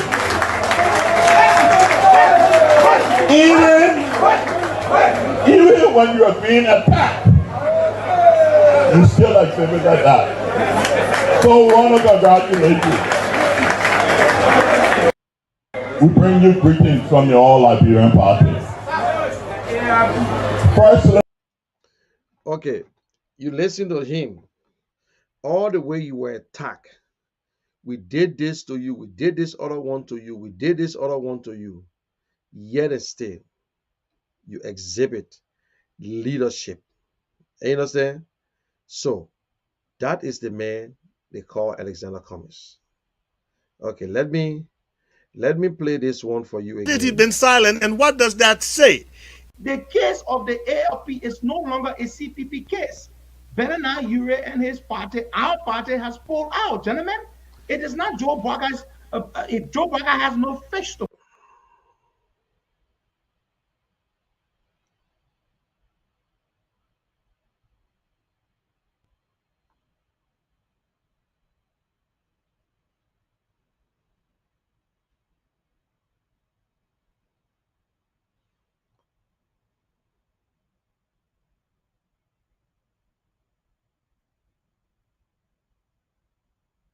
problem represents Okay, I was trying to look for the tape, but I will find it. Don't worry. I will find it so you would know that Joseph Boakai, according to Henry Costa, Joseph Boakai is a dead man walking. And you know, he's a dead man walking. Tribalistic old man. That is what Joe Boakai is, and that is the only thing Joe Boakai knows how to do because he exploits tribalism. So, well, I say, I just not going to change. Joe Boakai has no fresh ideas. Joe Boakai is not able to run this country. He's a dead man walking. He's a dead man walking, and I cannot support a dead man walking. In the midst of all this confusion, in the midst of... You hear that? So, but this is the man today who are talking for Mr. Boakai, but he still feeding food in you and pretending, but he already gone to George Weah. Because George Boakai, don't be, you got to be careful. Maybe, I would really love to see the old man on the ballot. But maybe the old man might not even make the ballots, yeah.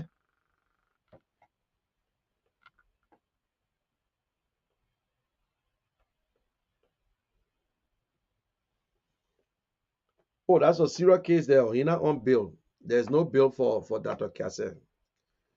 Maybe they will bail him later on. What's up, Regina? Mr. Zion. Yes, Anthony Winner of 9th Congressional District. The man just show his body. The people tell him, say, okay, you're on a political career over. Mr. Zion, how was your I saw all your tape from Liberia, man. You were busy. Busy.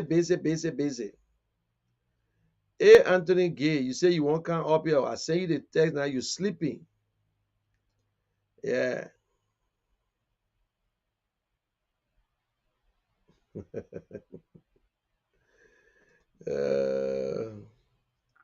Good evening. Your Sarah can read the comments later. So that way I can see the thing because I don't want people to distract me when I'm talking.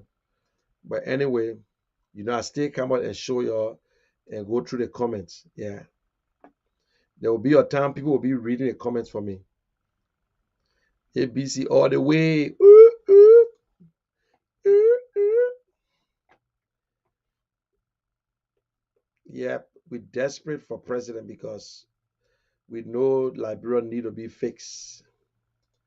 Liberia need to be fixed.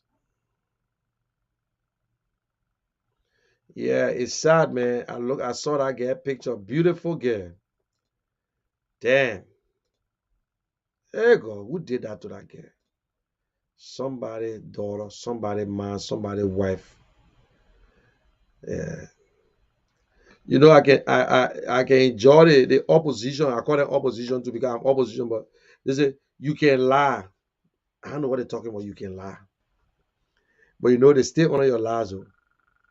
You don't need to be president before all this action come in place. Maya Williams, you had to learn. I'm really playing out for door people. He said Mr. Cummings don't need to be president for him to do all these things.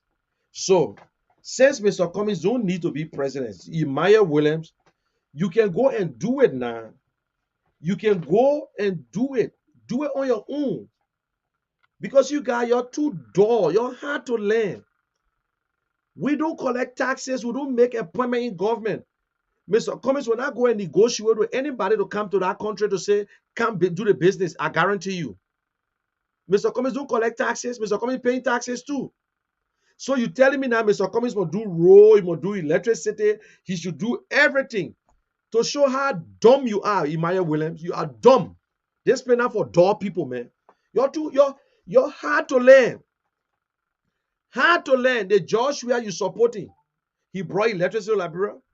The Joe Boakai you supporting, he brought electricity to Liberia. He got business in Liberia. He ever created a job in Liberia before? Joshua, tell me, man. You guys just naturally dull because of politics. And I don't give a damn if you're my friend, but the fact I will call you out that you just posted or dumb stuff. You don't need to be president before this action can come in place. So Mr. Cummings should do it. Mr. Cummings should create job. Mr. Cummings should bring electricity, bring internet, bring this, bring that. You yourself can do it, my brother. You can go and do it. They play up for dull people, man. That's why I broadcasting hard time. Because you're hard to learn. You're allowed the politics to black your brains. Tell me.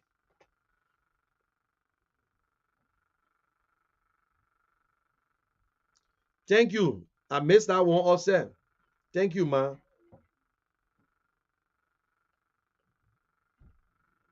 Yes. Lay there. In fact, it only lists as a fact. In Zozo, Lofa County.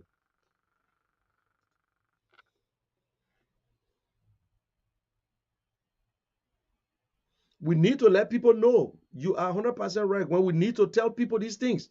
Because Liberians don't know what Mr. Cummings have done. Politics is not no church house. It's not St. John 3:16. When you go to Japan, you see the scenes St. John 3:16. We need to tell the people. We need to put all these things, let the people know about it. What these men have done in Liberia. Compared to, not Liberian can challenge Mr. Cummings on that. Not because he don't want to talk about it.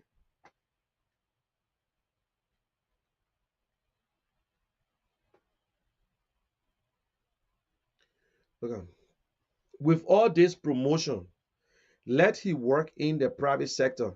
Look at Emmanuel.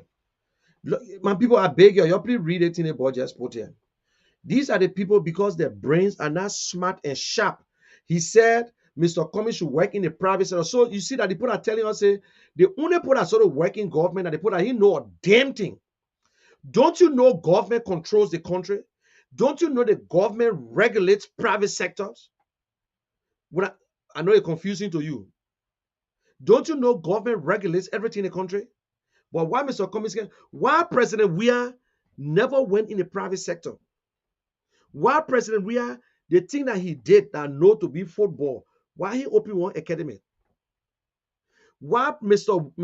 Boyka, who you supporting, never opened a farm until he left office? He just opened a farm recently just because he went to Bombing Hills because he couldn't go to Lofa County because they play too far and no road.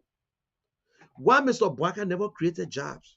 Mr. Boyka worked with LPRC, worked with LPMC. Why Mr. Boyka, who say he's an agriculturalist, but he never had no farm until recently? Why? You guys are the people that are damaging Liberia. When you leave from here and you go to Liberia, you go run your mouth on a Liberian point and make it look that you all big shot. Damn. Oh, my people, education a bad thing.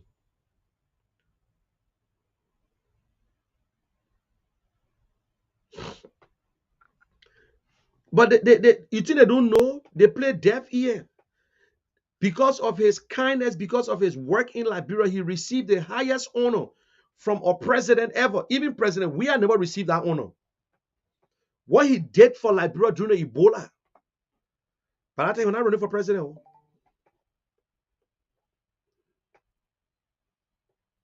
I'm telling you, man, Gwendy, these people are so dull. Very dull.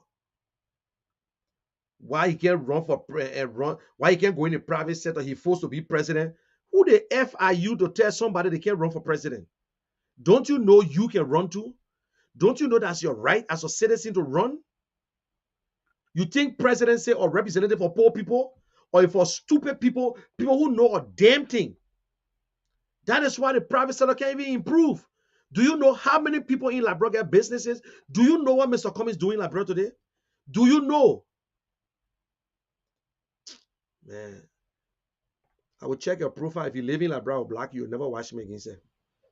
I'm not here to kind of waste my time on people then who to kind of just common sense. Common sense. Even if you're not supporting Mr. Cummings, man, say something good on this platform. You don't. I gave you option to spread. If you're not even supporting Mr. Cummings, say something good about your candidate. Say something about your candidate. Don't come and just start typing because your fingers can move. Don't just put something that comes from you. Just speak according to the way you start thinking, or because you don't like the person. Eh? Because what you just say, my man, Emmanuel Williams, that nonsense. Nonsense.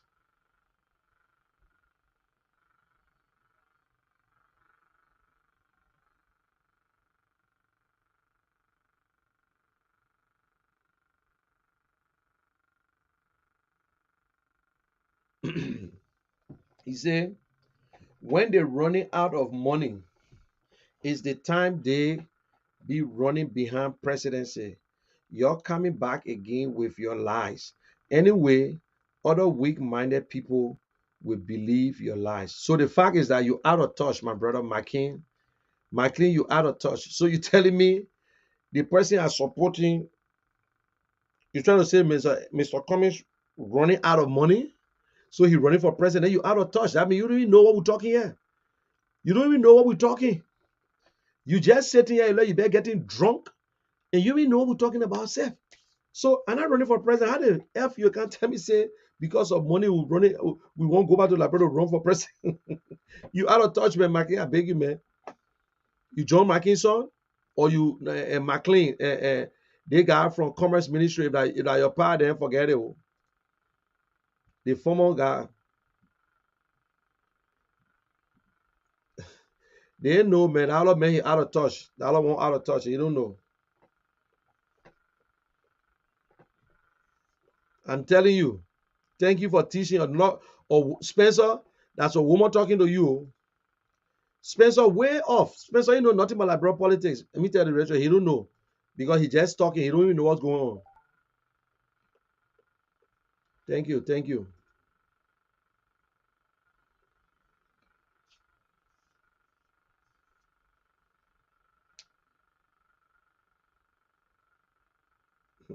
No, don't interpret that thing for him. That boy, he know exactly what he talking. He think a new person we're talking about. What's up, Jimmy?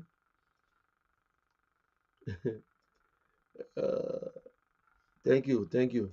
Thank you to all. Thanks to all. So the truth is that save it today, Costa is done with Joe Boakai. Henry Costa have confided into people that he's not going to waste his time. Nora Hoax. He's not going to waste his time. I will tell you today. Listen, when you hear me talking, that means the person gave me the authority to talk, but I will not call the name. But if you listen, you don't have to be a rocket scientist to know. The first thing Henry Costa have already started to attack Dillon and Yombly. What are they bringing into the collaboration? She don't have a party. Yes, let talk so and talk so. Corrupt and Bility this, Bility that. But Bility is still the chair, which is right. He's right on that. But for it to come from the cycle to say where how Yombly they're coming into the new collaboration with Joe Boakai. Because Bernard Ure saying that he will go as VP. Will go as VP. Either Bernard Ure or his daughter will go as VP. Take it from me, Bernard Ure or his daughter will go as VP. So they're coming together, but Yombly ain't get no party. So you can't come there. Either you got to join one of these people. So you see, that's what cost of fighting now. You ain't see nothing yet.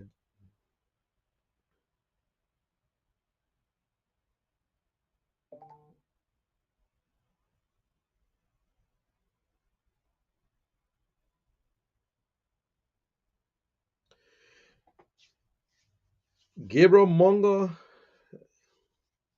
is being held in Grand Judah.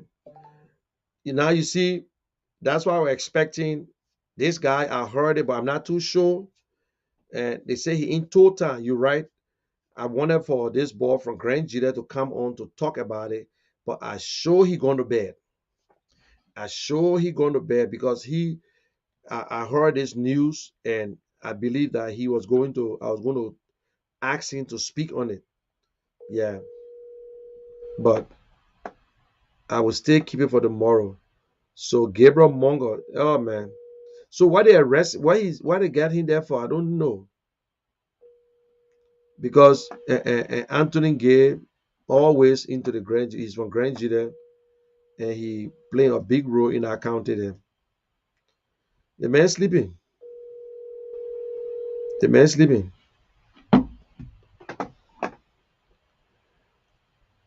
Okay, Patricia, I will get it down. Maybe I will be on tomorrow and we'll be on tomorrow by 2 o'clock. I will be on, and it will be 6 o'clock in Liberia.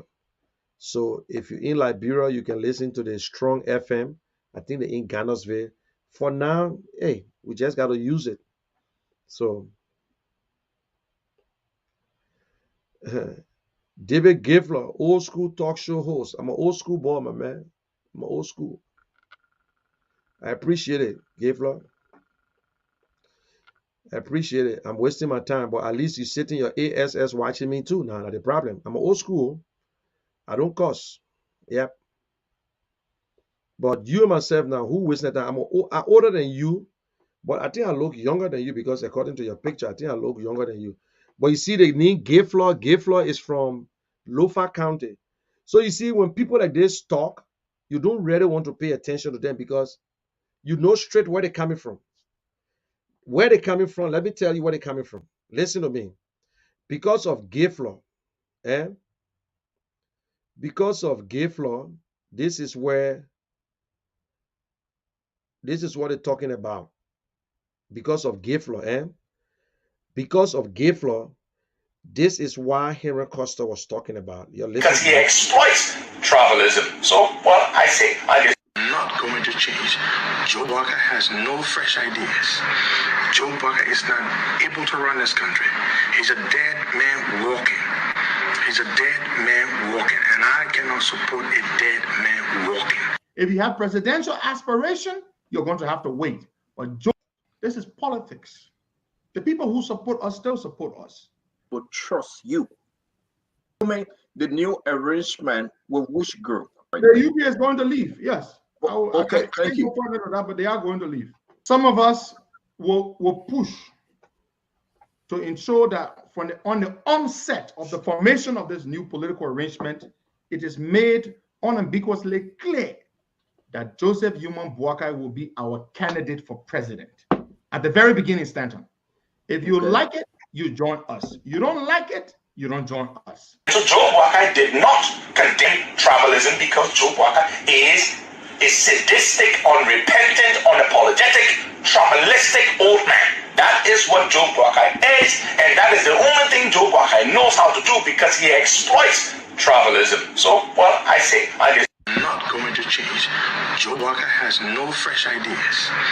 Joe Walker is not able to run this country. He's a dead man walking. He's a dead man walking, and I cannot support a dead man walking.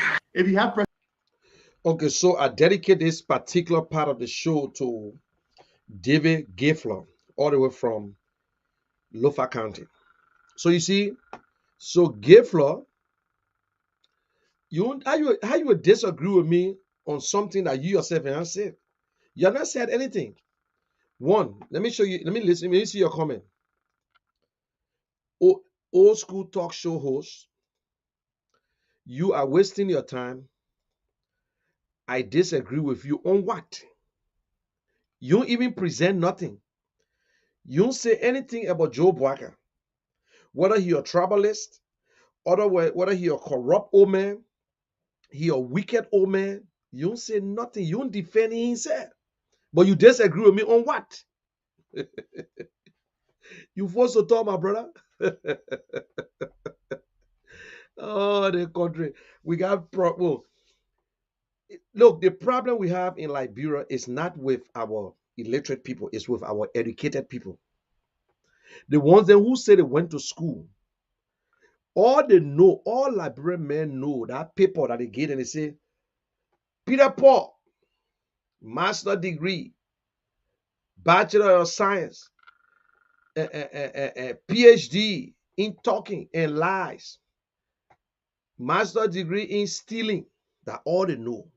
Then that paper, that the whole profile, that the whole thing right there.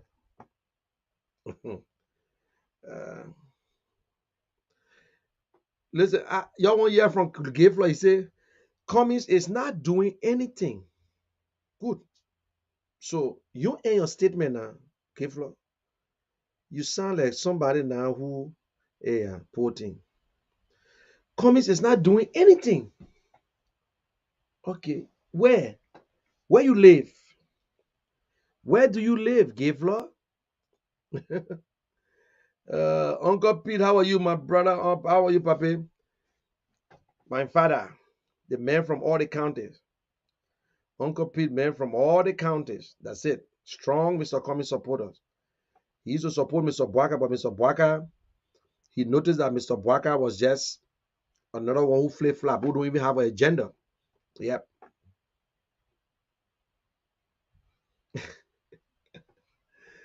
Well, somebody just said Mr. Bwaka opened a 2-acre garden. That means not big, oh, small. Good evening. Miata, how are you? Coming does not have a clear political path. In what way now? Bwaka not even getting on a ticket. Bwaka will not even be on a ballot. Bwaka will disappoint you. He's not even getting on the ballot. Rather, Bwaka looking for exit strategy. You're still living in 2017. I'm sorry for you. Oh, yeah, the Bwaka people. Give long one so shortcut. But no. You see, the general is not fooling commies. The general telling you, the general is wiping your brains, putting it back together, because right now you operating on 3 senses. The other 2, your seeing and your hearing, are gone. So you can't see nothing. All you know that Joseph Bwaka. So I'm trying to compare it. Maybe it all mix up. So don't say I fool. How would I fool Mr. Cummings? Eh? If you come on my post, you know what to say. Trust me, man. I will give you answer. Yes, you saw the number, eh? Okay, guys. I got ooh, I got 10 more minutes to be here. If you want to call, you can call, but 10 more minutes and I will be out of here.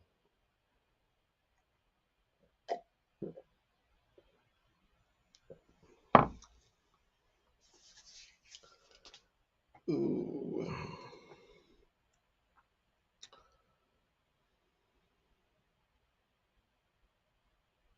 Yep. Fire for fire, man. I'm not going to come. Listen, I'm not here to explain it. I'm not here to justify. If you can't honor my post and you ask the question right, I will give it to you. If you don't ask the question in the way it's supposed to be, let me tell you something. You see the body called Francis Doe. I know some people don't like Francis Doe, but I got respect for Francis Doe. You know why? He consistent. He's supporting his candidate. But Francis Doe don't insult me. I can go there and make comment. He got high respect because we must have some maturity. That's his right to support Mr. Bwaka. That's my right to support Mr. Cummings. But at the end of the day, it's Liberia. I will not go on a Francis Doe live and start insulting Mr. Bwaka. I will go on a Francis Doe post when he talking. Then when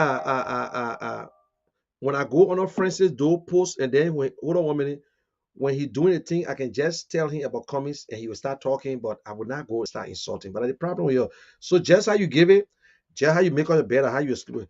Hello, what's up? What's your name and where you calling from, my brother? Don't worry. General, how you doing? That's a private here, private first class. Okay, what's up, private first class? How are you? I'm fine, General. I'm calling for Tennessee, man. Yeah, go ahead. Tell me something. Let me put hear you. Oh no, I just want to give you a little update on you mentioned about Pazawi or Cuba, Pazawi. Yeah, Pazawi that the Gabriel Mongo Pape. Yeah, Pazawi, our own Pazawi. Yeah, so what the update on him now? Because I think somebody just talk about it. I was going to ask that, but since you here now. Here's what happened. Pazawi went to Liberia, to bury or to pay honor to his father. So he went in the village there in Town.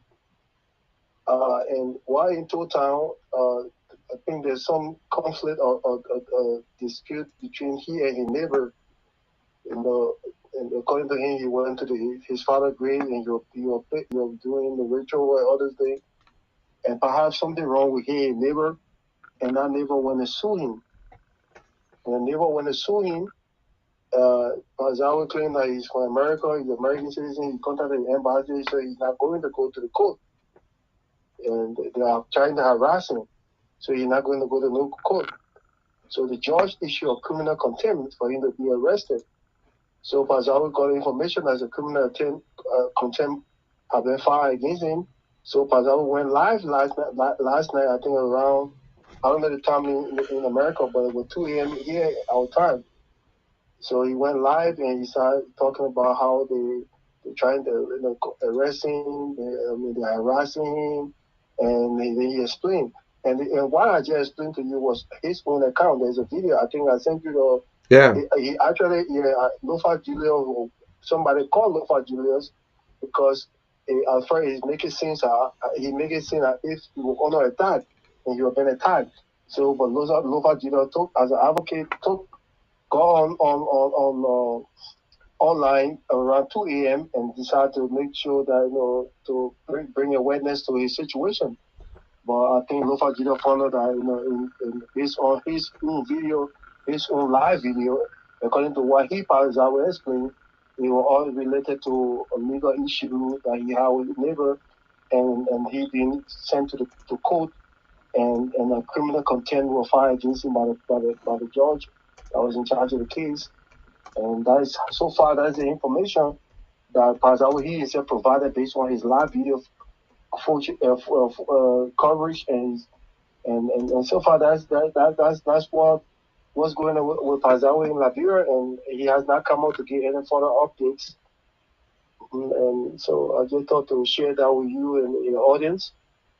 And having said that, I also just want to let our audience know that this is why some of us we talk the thing we talk, and we say what we have to say, and people take it to get that political or that partisan cap on them. But we are talking about Cummings, those who just by some mysterious reason that beyond the concept of politics that we feel maybe it become, whether it is by envy or be by fear or just be by pure or the Liberian politics. Let me say Liberian politics because in the Liberia have a different kind of politics. People tend to say that that Cummings, what Cummings, this Cummings, that. Pazawa was one of those that took to the air when Cummings was being sued, and he started to call Cummings a criminal. And he started to say Cummings should go to the court, Cummings should go and prove himself, Cummings is a criminal, Cummings did this to document, Cummings did this to document. And we were saying that, look, this is an attack on those of us who have come to this country, have been blessed to come to this country, who have been successful, who have helped our people back home. The status quo on the ground is Cummings is just a symbol of what those people think about us and how they feel they will use the system to fight against us because they feel we are a threat to them. Pazawa, they were the one that was because they felt it was politics, because he supports Joseph Boakai now, so and everything else that comes in their way, they will do anything, and then at the end of the day they call it politics. No, that is not politics. That is hypocrisy. Right now, should I call Pazawa a criminal because he was sued and a criminal contempt was filed against him, and there was an arrest put out for him? Should I call him a criminal? Should I say that about him? No, I can't say that about Pazawa. Because Pazawa is a decent old man. He loves his country. At this moment, he's confused. He feels that because Joseph Boakai is at the same age group or age family, so he's sympathetic with Joseph Boakai, and he thinks that he can support Joseph Boakai because they are the same age group. But he's not. He's a decent man. He's a victim of the same system as Cummings have been victimized with. So that's why people have to be careful. Joseph Pazawa, who is the person that talking about Cummings should go to court and prove himself guilty, not Cummings go to court. Pazawa now is seeing scared and crying now, not going. He don't want to go to court. So you see, General, what the kind of predicament that we are into. You can leave from here today, General, and go to Liberia. Don't use the military. Don't weaponize the military, and he hurt a lot of people. Taylor King there, he weaponized the young people, and he hurt a lot of people.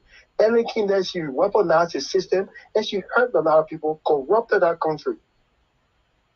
Now, we are come there now. We are using the judicial system. He weaponized the judicial system now, and he took a lot of difficult and things to a lot of good people. And for us to speak against it now, we take it to be politics.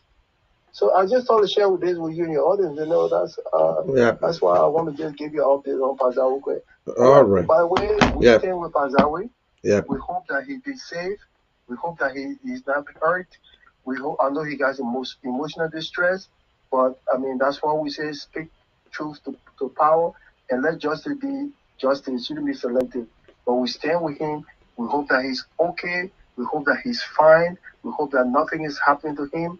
We hope that the government over there, if he is to go to court, we hope that he give justice be served, and whatever dispute he has with his neighbor, they can amicably resolve it. So Pazawi should be able to come back safe to the United States, so we can continue to do the thing we're doing for the good of Liberia. That's true. Thank you, Brent. Thank you very much. And guys, you see, that is the situation in Liberia. The justice system in Liberia, especially if you're not living in that country, they take advantage. But you must know people on the ground. I heard it yesterday. I wanted for this ball, Anthony, to speak on it. And he from Grand Nigeria playing a role. I showed the band making some calls. But we stay with him. But what Prince just said, I was going to talk about it. I remember Pazawi even insulted me on the whole Mr. Cummings issue. He actually mailed in my mailbox how Mr. Cummings are gay and blah, blah, all kinds of things. He will go to jail. He will go to this. He will go to that. But you see, that's the system. That's how it works. Okay, so, and hello, your name and where you calling from? Yeah, General, this is Gabriel calling from Ohio, USA. How are you, Gabriel? What's your thought? What you got to say, Gabriel? You got 2 minutes. See, to be realistic, I'm a sedition. I support Georgia. Yeah. And like you were saying, Alexander Comey is the only Liberian that did a lot of stuff back home of our people. The only thing I can say... No. I mean, let's get it right. I'm not saying that he's the only Liberian. I say if we compare all of them personally, when you say compare all of them personally, what he did more, yeah. So what I'm saying, we might not know the other people, what they did for people personally. So one of the things I mean we should be doing is to encourage. For me, I support CDC. I support George Weah. But I can tell you, if Alexander Cummings stay in a race up to 2029, I'm gonna support Alexander Cummings. I know he's a good man. Why 2029? No, you see, do you think he will really want to run 2029 if he don't win again? I pray that he stay there. Look, politics, when you come to politics, is that sacrifice. Well, I don't know if I can. So listen. If he's not president, let me just clear that side of it. I am not even looking at 2029. If he's not president this time around, if he don't win, trust me, they got other people that want to come 2029. So my hand in that one. General, let me be realistic. My hand in that one there. Yeah, what I'm saying, let's be realistic. You can see the reality. Okay, listen, don't go. Listen, just stay on the line. Don't leave. I mean, the Anthony boy, I've been called trying to get him. Anthony, what's your problem? Why you not coming up? You are sleeping. I know, but I sent a thing to you. I sent it to you. Yeah, come on. So I got some question to ask you. Okay. Oh, wait. Oh, you stay there. Okay, good. Okay, good. I thought I lost you. Okay, go ahead, talk. What I was saying, I listened to you. Sometimes I made some comment and all kind of stuff. Yeah. Answer you something I way too. Answer you something I way too. My name is Gabriel Janine. I didn't want me to comment like if George Wright was the first Liberian to buy balls for the University of Liberia. I made that comment. That's true. But what I'm trying to say is, look, General, we have to encourage people. When you want people to vote for your candidate, you have to encourage the other people. I don't care what is said for your candidate. You have to make sure, continue selling your candidate, say the good things about him. Alexander Cummings is a good man, but to be realistic, now, Liberian people, they're not prepared for him. I can tell you that. Well, now we come back. Now we come back to where you said you don't know who all not do good for Liberia. So right now you can't tell me you don't know. We got new voters. At the time, 2016 and 2017 voter roll were around 2 million But right now, we got almost over 2.5 million now. Almost 2.5 million. Okay. And we got more people to come. So don't say that I repair. But do you see what happening in your in the CPP? I don't follow the CPP, but you see what happened in the CPP. That thing brought you down altogether. I'm not saying I'm a physician, but with the CPP coordination, when you started initially, it was very high on us, very very high. But from what happening now, the whole CPP, everybody in code from code to code, the code started just like working depending on code started living, all of people flipping, flopping, and all kind of stuff. We still standing. The opposition not together. We still got no. We still got two parties in the opposition, my man. We still got two parties. But you know, two parties cannot easily, especially the two parties. You're talking about the Liberty Party that is divided. Liberty Party, I don't care what we say, is divided. We know, but we say we know it's divided. We know that they divided. But the good thing is that they can tell us that the other side majority, according to law and whatsoever, the other side get majority. The other side that they want from Buchanan, and even in Buchanan, they're not all the people in Buchanan. Okay. No, but no, they divided. I agree with you. They divided. Fine. Even United Party said divided. So ANC, there's no division in ANC right now. Yeah, ANC in the collaboration is the most stable political party. Yeah. That one part is showcased. The most stable political party in the collaboration is ANC. But the problem there, the other three political parties, if you people were together, look, I in the States, I send my small $5, $10 to people to vote for Georgia. I said that I'm going to be scared. But the way you're looking at it, almost like a free ride for we the sedition. No, it can't be a free ride, my bro. Listen to me. It can. The thing is that campaign have not started. The thing is, yes, everybody believe that if the CPP was together, that means there will be no first round, no second round whatsoever. Because majority, according to what happened, but now if they're not together, it's possibility that it might be a second round. Because if they're not together, but based on how many parties now, based on how many parties going to contest, because it is possible to get first round from either CDC can get first round, anybody can get first round based on. When you declare for the election, might not go second round. But I just trying to tell you, I said, if you no, listen. But the thing is that I can see what you're ready depending on to see. You're not recruiting. I don't see who joining you. I don't see who joining you. Look at the reality. Oh. You want to take power. CPP want to take power. I'm not talking about Mr. Comey directly, but I'm talking about opposition in general. Yeah. They want to take power. Then the first thing they said, abusing one another. You think what the people say? Let me just take my step on there because we're in America. I'm not part of the team. I love Georgia. That's why I'm supporting Georgia. But let's just say people that back home, politicians that back home, they back home. They're fighting one another severely. They after from court to court. You think the people trust them? Just look at yourself. No, but it still got nothing. No. The fact is that even when we have all the parties, CDC don't even have a clear path. CDC don't even have more than 35% of the vote. So how can you say they will win the first round? No, what I'm saying with what went on now, let me tell you, Labrador people, one of the things Labrador people easy to convince and they easy to depart. People now in Liberia, when you call, look, I do personal individual calling people that send me, that call me, I call them. Some people that used to tell me, say, oh my man, and I'm for your party. Now everybody practically changing. I can lie to you. Everybody changing, but when initially so the people who said they're not part of the people who said they're not part of the CP, which party they were in before? It's a random. Let me tell you that I talk to a lot of people. I do campaign here by myself. I see people when they make bad comment about my candidate, I send note to them. I tell them to call me.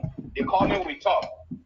After some time, when I call them back, they say, oh, Gabriel, I changed. Oh, Gabriel, they were not serious because the way they behaving, they're fighting about themselves. So a lot of stuff going on. A lot of stuff going on with the opposition. Not only homies. A lot of stuff going on with the opposition. So because the opposition are they're not making decisions. The opposition are collecting taxes. The opposition are doing nothing. Now they're not going inside to negotiate for government. Then you frustrated with opposition. It's up to them, my brother. When the campaign start, listen to me. Right now, everybody in position is still around the 2017. That's what they're looking at. when the campaign start, if you think people know about Librarian Paul, I know about Librarian Paul, they quit to be impatient. I agree. If they don't, well, but they already know who George Weah is. There is no way there are people who will vote for George Weah. There will be people who vote for George Weah, but there will be a lot of people who would not vote for George Weah. Let me just give you one example now. The scenario that happened in Lofaka will not be the same again. You know that? So what do you think when we win Lofaka? If Joseph Baga going to win, I say the scenario not going to be the same. Oh, that one it's up to Joseph Baga. No, he can win Lofaka easily again. That one is his business. I don't care about that one. So that one made that one. Let me tell you, with the type of confusion and I'm moving, Joseph Baga to be realistic, I'm gonna say I disappointed in the old man. Okay, so let me ask you one question before you go. Let me ask you one question. Yeah. So if it comes to George Weah and Mr. Cummings in a race, who you prefer? You see, I just told you I'm a sedition. To be realistic, I love Cummings. I was in Liberia. I love Cummings. He's a great man. He's a man that get playing. When you listen to the authoring, when you listen to the way he talk to people, he get playing. But what I'm saying, if Cummings was in a race as the standard bearer for the CPP, my brother, and now we shooting our okay. If Mr. Cummings not in a race for CPP, but they go and then they go first round, or they go tie and George Weah and Mr. Cummings go into a second round, what would be your position? Listen, I just told you I'm a sedition. My man, but you still didn't answer the question. I know people who say me I'm a sedition. If Mr. Cummings and Mr. Weah, I would take Mr. Cummings over Weah this time. Look, let me be realistic. I'm gonna say I'm disappointed in some of the things the president doing. Like for example, those guys that in the country, the stealing and all kind of things, the president taking action.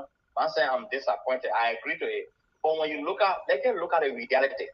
The reality is currently Joseph Boakai, he get a popularity on the ground.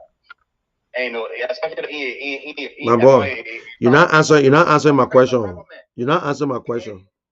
Yeah. My question here, you are a sedition. I know other seditions who say, I won't lie to you, a sedition, I know that, I love Joshua, but if it come on the last day, it only between Joshua and Mr. Cummings, I will vote Mr. Cummings. Some people say, oh, I will vote Mr. Weah because I don't care what happened. You know, let me just tell you why I'm going to vote for Joshua. The reason I'm going to vote for Joshua has started with a path of development. And anybody coming, I don't care. You can know all the book, you can know everything. When you just come into the presidency, you need to sit down before you sit down. So you telling me, excuse me, you telling me on this platform that George Manuel Weah is qualified, and the thing that he's doing, and I say, listen to me, whether he put a park down and do also, let we even see the plan. They don't even have a blueprint. The way they're developing like bro, there's not even a blueprint to develop like bro. They're not even going by their own pro agenda that they put together, that by this time they're supposed to reduce poverty by 12%. They have not done it. Because I saw the pro agenda, it's a damn good agenda. They have not done it. They get up in the morning, they say, oh, you see that play empty? Let me put something there. You telling me a qualification, when I say qualification, I mean by the degree, to lead and to know exactly what a country wants. That George Weah never tell us. We got somebody who telling us the first priority for any government for you to move. You telling me that George Weah is so smart and good that what he's doing, nobody can do it. Let me tell you. My brother, then I give up, man. Just say you love George Weah at all. Then now you like him. You don't admire him, you just love him. With corporate ideas and the advancement in the corporate world, went to the presidency. When he get there, that's a different scenario. That's a different ball game. You can tell Alexander Kumi, I do agree with the author that we see say the Google thing say. A lot of people say Google thing. Look at Eddie Johnson selling. Hey, no. So let me ask you now. So you telling me that George Weah will qualify so badly to rule that country? So what he did, where George Weah worked before that he knows about government?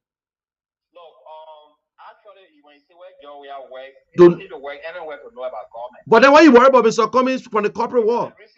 No, listen, the implementation. Listen, when you're not president, you don't know what you go through. Ellie said the same thing. Why you think we killed Doe? Why you think we killed Trouble? Why you think our president? They will say all the good things, but when you get there, I want you to understand. No.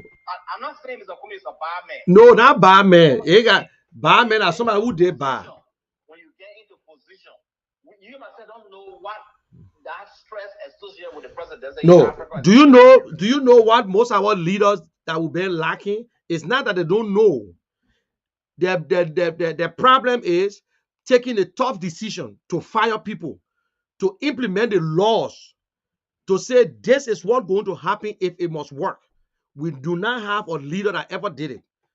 But we got somebody, Mr. Cummings, and people who work with Mr. Cummings, they say, oh, he had to deal with it because he believed what we talk together, what we put on paper. Most of our leaders, Eddie Johnson say, oh, we can't fight corruption because even the same people, they get a family to us. Mr. Barker said the same thing. Even President Weah said the same thing. When you won't fire another person, then the family people come. Because our leaders refuse to take responsibility, like President Weah refused to shuffle his government, to even make changes, and people seeing a stealing brother from people, he cannot even make that decision. That's what bring bad governance. That's what make governor be bad. Let me ask you one question. So do you believe everything Liberians say about individual? Do you believe it? When you say individual in what? For example, they say, oh, Gabriel. No, man.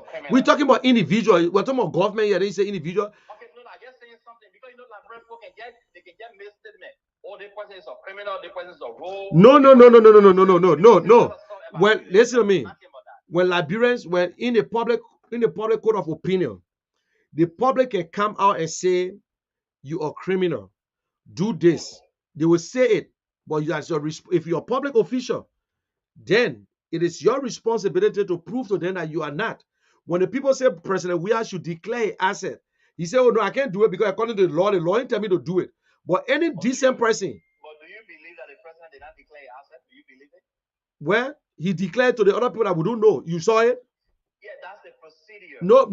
Listen to me. Hey, my brother. Listen now. Listen. It is the procedure. They say declare your asset. The people who put it together, they protect themselves.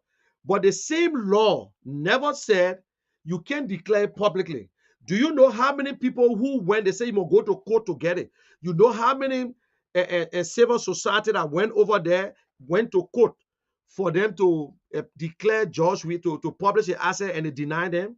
According to the same law, say if you want them to do it, you must go to court. But he's the president.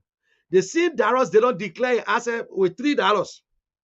They never tell you, say, don't do it. But any truthful person, when you start accusing a public official and say, my man, you get no money, to put it to rest, you declare it because that's your money. Thank God he just called an individual name. With all the good things Darrell Dayton was saying, where is Darrell Dayton today?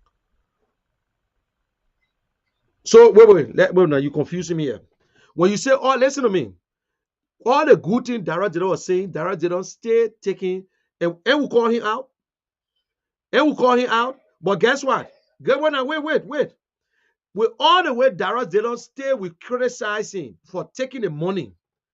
But Darrell Dayton still go to work and still insist on what he's supposed to do. You agree to it too? I do agree. He still go there, listen, he took the 30,000. He said, according to the way they put it in a document, if illegal, I would take it. But when he go to the Senate, to the session, to the going session, he still stand his ground. And so they got politicians who will still eat, but they know what they're supposed to do. So let me the reason when you call Darrell Dayton, for example, Darrell Dayton said Liberian politicians, when they get job, 5 minutes in America, their vacation is in America. Where is Darrell Dayton every time? In America. Darrell Dayton said he's not going to ride certain amount of car that model. Certain amount, he's not going to ride a car. Where is Darrell Dayton? So you see, that's what make it that. Then the difference here. That's what they'll tell you when you too poor, and when you poor. No, listen to me. When you poor and you making all this talk that only people I don't know. You say, listen, man, you out of 100 poor men, maybe you found 2 that they will stand their ground and remain poor. You know what I'm saying? But when you poor, you never even had the opportunity to buy a car that costs $10,000. in your life. And then you go get that kind of joy, you drive 70,000 that car. Then at the time he'll tell you, say, oh, but at the thing the people say. But we got people like Mr. Cummings. Mr. Cummings, he will not build no more house again for himself because the house he get for himself, he can build nothing more than that. The car he's driving right now. Let me ask you one question. Yeah. Do you know that, for example, I myself put myself in the shoes. When I came, I say, oh, when I get $50,000 in my account, I go straight back to library. Yeah. But now I get $50,000. I said, no, the money's small. It's small because your bill. I just saying something. I said, I'm going to make it 200,000. The more you get money, the more desire you want to get. That human being phenomenal. You can't change it. We always want to get more. People that bid on the air, they still want money, they still stealing. No. If you listen, let me tell you something. You see people who work for the money honesty and they ready get it and get rich. Don't think they won't steal. Don't think they're going to steal easily because the way they. But hold on 1 minute. Hold on. I don't know what the board just. Anthony, what happened? You didn't send a link? I checked my thing. Oh man, check your messenger. Check on your messenger. You didn't send it. My man, okay, I will send again. But check on your messenger, Anthony. I just checked. You couldn't share your show. You didn't send the link. Okay, I'm gonna send it again, my brother. So now you see, Gabriel, where the people. No, I know not Gabriel. I mean that guy name. Listen, you see, when you work for your money hard, if you're doing business and you're working with a company and you ready to make that money, you're a CEO, this and that, for you to spend it easily and for you to just waste it is hard. People don't know. Yes, people don't know the team. Mr. Cummings, the good thing, he got a foundation that people contribute to, and he gets on his family will get some money. But if anybody say Mr. Cummings go around and be dashing the money all the people that want the lying, because that's not how he do it. So one of the problems people face with Mr. Cummings in Liberia. Yeah, because they want him to be more corrupt. No, one of the problems people face with Mr. Cummings, he know that those old guys are corrupt. Why did he join them? Okay, now this is the thing here. Is now you see, Liberians, we need to understand this thing here today. You see, politics, when you get into politics, the people you met there, the old people, my brother, they're already 20% ahead of you first. You can't work without them. But you see, our system, everybody believe, and which is truth, the president, if we get a very good president who would stand his ground, all the corrupt politicians will follow. All of them will follow. The executive is the only branch that controlled by one man. The legislature controlled by a group of people. One senator can make the difference. You got to vote and get majority for you to make the difference. The judiciary, the same thing. But in the executive, everybody work to the will and pleasure of the president. So if the president call the police director, say, if I catch anybody on that opposite lane, you fire. You will see him doing it. If he say, if I catch anybody stealing, zero tolerance, you will go to jail. So the president got power. That is the difference with the president. So you see, so everybody look at this wonderful president. When you get a good president, that what would never have you. Even look at Ellen Johnson. Ellen Johnson could not fight corruption. She sent a report to the court. But if you send a report to the court, you're not even paying the judges good. The man bribe the judge, the man win the case and walk out. But when you start to put your, what you say behind closed doors sometimes help. And they say, oh, what happened? They can't fire the finance minister. But you see the finance minister stealing, but the president can't fire the finance minister. Who do you think you blame? The president. Maybe that finance minister and the president in good deal, so they can't fire the finance minister. So I want to blame the president for everything because of the president making a decision. But I will tell you, my brother. You answered my question. Mr. Cummings, our elaborate 2017, and Mr. Cummings went into that election. He did well because he just come in and he came fifth place. Why he couldn't take his stand and remain by himself and mix himself with people that better than Yuri. Okay, now you see. Okay, let me ask you. I will ask you the question too. I will ask you the question here. Why George Weah had to appoint Archibald Bonner, appoint Charles Bright, Emmanuel Shaw, and gave all the other corrupt people from Ellen Johnson government and still keeping them today in his government. Why he did it? Archibald Bona, the guy that you're talking about, they don't hold him ministerial position. Those are advisors. Those are veterans. Those are veterans in the system. Oh, my brother. They are advisors. And let me just tell you one thing. For example, when you get economic advisor, it's not one person the economic advisor. You get defense. Somebody there to advise you on security. It's not one person. So those guys can be there. I mean, it doesn't mean that they don't want controlling the whole country. No. Other people they as they bring their advice, all of the president get a lot of advisors on a one topic. For example, security. You don't ask only one person. My question: why President we are appointed the same corrupt people from Ellen Johnson government, and he still get the other one from Internal Affairs? He get this other one. Why he get them? You see, myself, I got to Internal Affairs. I know that guy is corrupt. I know that very well. But the thing is, you cannot just say the man corrupt and the man not go to court. No, but listen, you that's sort of you the one that's supposed to send the man to court. The man working for you. When you don't send the man to court, how the man go to court? So my question now to you is, with everything we're saying, Mr. Comey knows very well that these guys are corrupt. They're not stable. They're there for money. Why he joined those guys? So guys, you know them. So listen, no, but I gave you the reason too.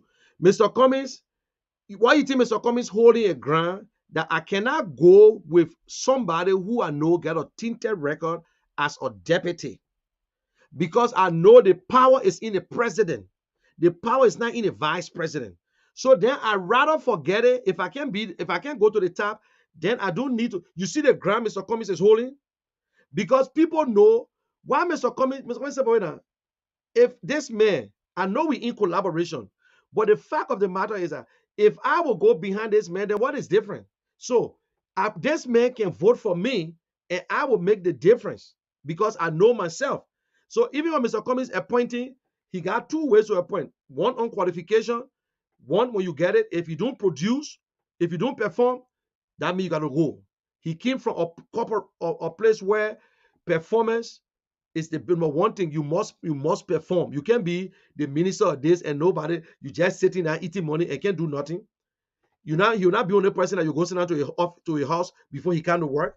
So the first thing and another thing again, with the time Mr. Cummings spending in court, what a time he will get, what the energy he will get to really campaign. No, but listen now, the court, they're not stopping him from traveling around the country. The court, no, listen. No, he can go. No. He can go to any county in Liberia. You know why? When you live in a country, you must ask because you might get stuck. So that's the thing. No, that's the thing here. They tell you, you know your court date. If Mr. Cummings is supposed to go to court today and what's tomorrow or whatsoever, right now the case going on, he's not there, but his case still going. Do you know that case before Mr. Cummings gets stigma on him? No, it done. When I say stigma, let's just look at the reality. Liberian people, they're easy to convince. I'm not saying me. No, but I'm trying to tell you, my brother, listen to me. Let me tell you something. You know what I said no for? Yeah. Listen, the fact is that they can even charge so Mr. Cummings guilty, this and that. It's something that we can defend. If the Liberian people can vote for a killer, vote for people who steal, you think that the case we can make? The only thing here you tell me they will delay. There is no way in heaven, calm down, that they will be brave and say, you know what, let's just close our eye and last say Mr. Cummings guilty. No way. No way. They will delay it, but it will not stop him from even getting the ballot. They can't stop him. Let me just tell you now, one of the things you're not realizing is Mr. Cummings I don't know the word I'm using, maybe not good, but I would say like people will consider it as a newcomer. I don't consider. No, it's over. That newcomer business over. No, he's still newcomer. No, it's over, my brother. They got other people who just Johnny. They got other people who just Johnny the race for the first time. No, the other people don't really get magnitude. Oh. Mr. Cummings get magnitude in the country already. Okay, now you convince. No. Now you convince me that now I'm convinced that Mr. Cummings is a threat to the presidency too. You agree? Yeah. Okay, that's all I want to. That's all I want to know. That's all I want to know. Let me tell you. So what position? Okay, what right now? What position you put Mr. Cummings? Right now, what position you put Mr. Cummings? He was a threat when that 2020 with that force they came with. No.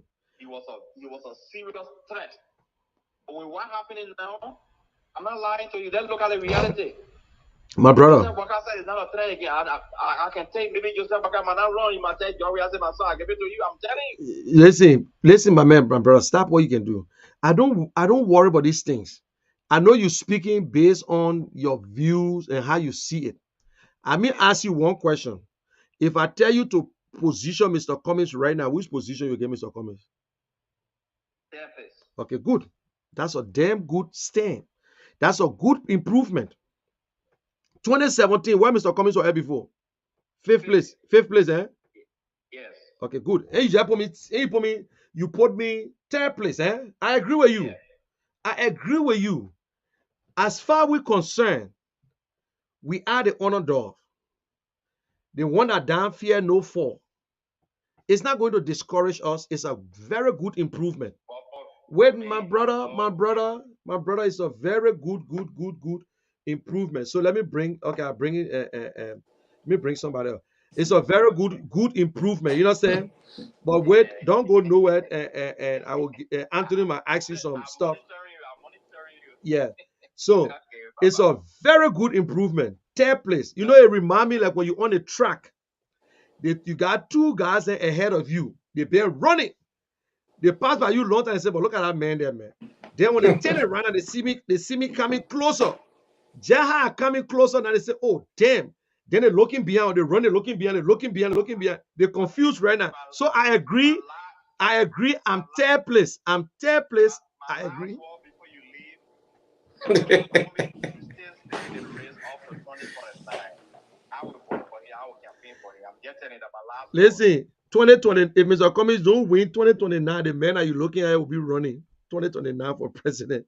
So we ain't got plan B. Maybe you yourself will be running 2029. We know, so there's no plan B. I want to get into like politics. I don't want to get into all kind of stuff. Okay, wait, before you leave, Gabriel. Gabriel, you can hear me? Yeah, I can hear you. Okay, you got anything for Gabriel? You want to say something to Gabriel? That's why I want to tell Gabriel and the entire CDC and all those who are not members of the CDC party board sympathy with President Weah. And no, you can listen to the monitor now because he's on live.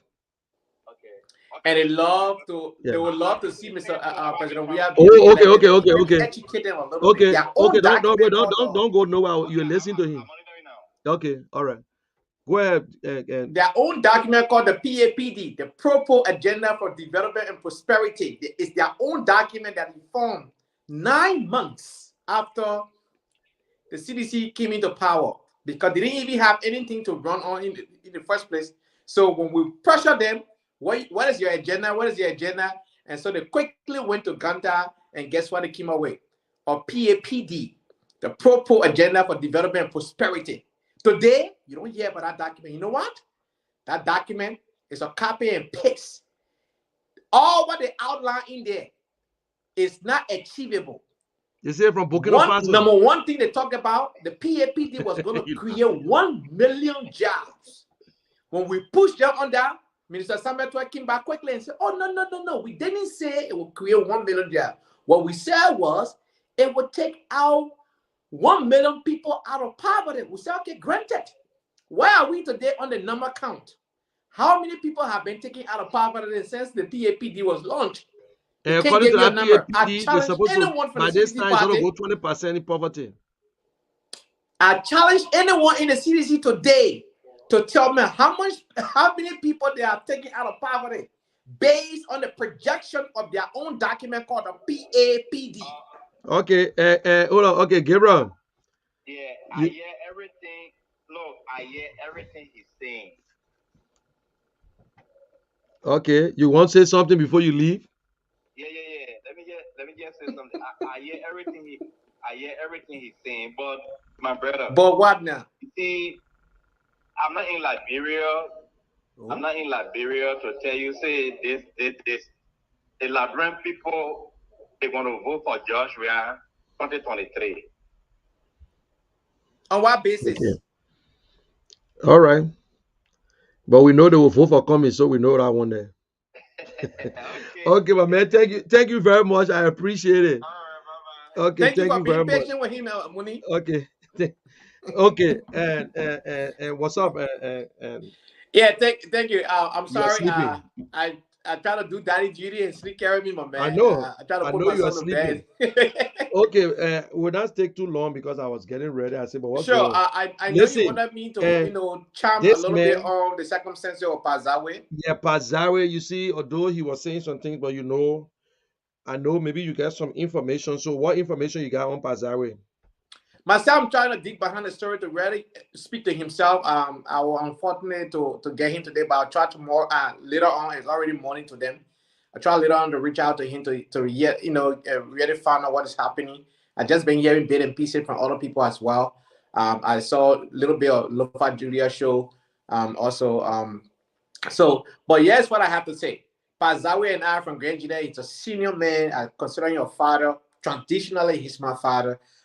If it comes to Grand Jide Association and the activity within Grand Jide County, I'm a rising star, and Pazawe recognized that every time he sees me, he recognizes me for stepping up, speaking truth to power and whatnot. But when it comes to the whole Liberian politics and Mr. Cummings, we disagree a lot. If it wasn't for the relationship I have with Pazawe, I would have been black long time. Because I go after him hard on the issue of GMB and Cummings and whatnot. And some of the things he says about Mr. Cummings, very horrible things. I will inbox him sometimes, or sometimes go right under the post and challenging, and you say, you're my son. I can't say certain things. I say, yeah, you're my pa. I can't say certain things. We can laugh about it. But yeah, I share the same view that Prince shared. Just like Prince said, I hope he gets back to the United States safe. I hope everything goes well with him. But this is the reason why some of us have been speaking against this government. This is the reason why some of us have been telling people, like, listen, the corrupt system needs to be changed. It may be me today, it will be you tomorrow, it will be another person. So most of you that are celebrating, oh yeah, Mr. Cummings is a criminal. Look, listen, first of all, think about this, first of all, before you say these things. In law, you are presumptive innocent until proven guilty. But the Liberian people in that world, because it's Mr. Cummings, that clause does not exist. The automatic, even my good friend Lobo will call Mr. Cummings criminal. Can you imagine, because of politics? So I don't understand if Liberian people know what it means by you are innocent until proven guilty. The lawyer were not crazy when that phrase was, or that clause was put into law. But why they don't apply it to Mr. Cummings? And that has to do with a benefit that if Mr. Cummings is deemed criminal, then they stand a better chance of getting to the presidency. That includes the CDC. They themselves are very afraid of Mr. Cummings. But I got good news for them. Here is the news. That case is called misdemeanor, meaning it's not a criminal case, meaning it will not prevent Mr. Cummings from being on the ballot. Yeah. Meaning, even if he's found guilty, it can't stop him from running. So then what is it? What is the reason why they're doing all of this? Because they don't understand basic rules and regulations or rights, right? So they just think by doing so. Another thing that they also know, it will be okay for them that Mr. Cummings will be called that name because, oh, here the man ought to, we all the same now, why they keep calling the man Mr. Clean, Mr. Clean? That's what they're hoping for. Mr. Cummings should be like them. Mr. Cummings should be called criminal like them because they are already accepted that they themselves, they're not clean. They didn't get good But record. you know, Anthony, listen to this thing here. Everybody say they wanted for the CPU to hold together. They say, oh, Liberian people to go away. Then they say they get something, they document the exit clause that nobody can leave. I thought we were supposed to be happy. No. Again, all of these bureaucracy, all of these checkpoints that they are so they were just lying to Liberian people. Listen, all of these checkpoints you see them erecting, so it's a tactic to pin Mr. Cummings as the bad man. It's a tactic to prohibit Mr. Cummings. Another thing you people folks will say, We got the number. Okay. Common sense will tell you if you have the number, then go to a primary. And when you go to a primary, you defeat Mr. Cummings, then you become the leader of the CPP. They don't want to do it. Again, you can't have it both ways. You have the number, fine. Let's go to the primary. And you have the number, let's go. No, you from the video you played, you heard Henry Costa saying, oh, the next formation will form. We will make it categorically clear that JMB is our candidate. Yep. Now, the UP, when they say the word hypocrite, they apply complete hypocritical behavior when they came to the CPP. Why? In their mind, they have made up their mind that because the Unity Party came second in 2017 election, automatically JMB should be the anointed standard bearer of the CPP. Whereas before the CPP was formed, one of the key sticking points that Mr. Cummings stuck to was all political parties that come together is equal. Equal. Under this document. At first, they try to push it back. Mr. Cummings said, if this is not what you guys want, I don't want to be a part of it. And then finally, they agreed. That's the reason why they allocated delegates to all political parties. Even the ALP that don't even reach 100 members in their party, they receive the same amount of delegates. Now, if you have agreed to such an agreement that, yes, indeed, all political parties is equal, then why are you running away from the primary? Then they say, oh, Mr. Cummings is undermining the CPP because he's trying to find members within the CPP. Why he can't go outside? Which of the law that say you can't do it? Then let's balance the equation now. When Darius DeLong, who is a sitting senator, when a political leader, Mr. Benena Yue, can stand and say, my support goes to JMB publicly. Yeah. Then Senator Yondi Kanga Lauren also say, my support go to JMB. Okay.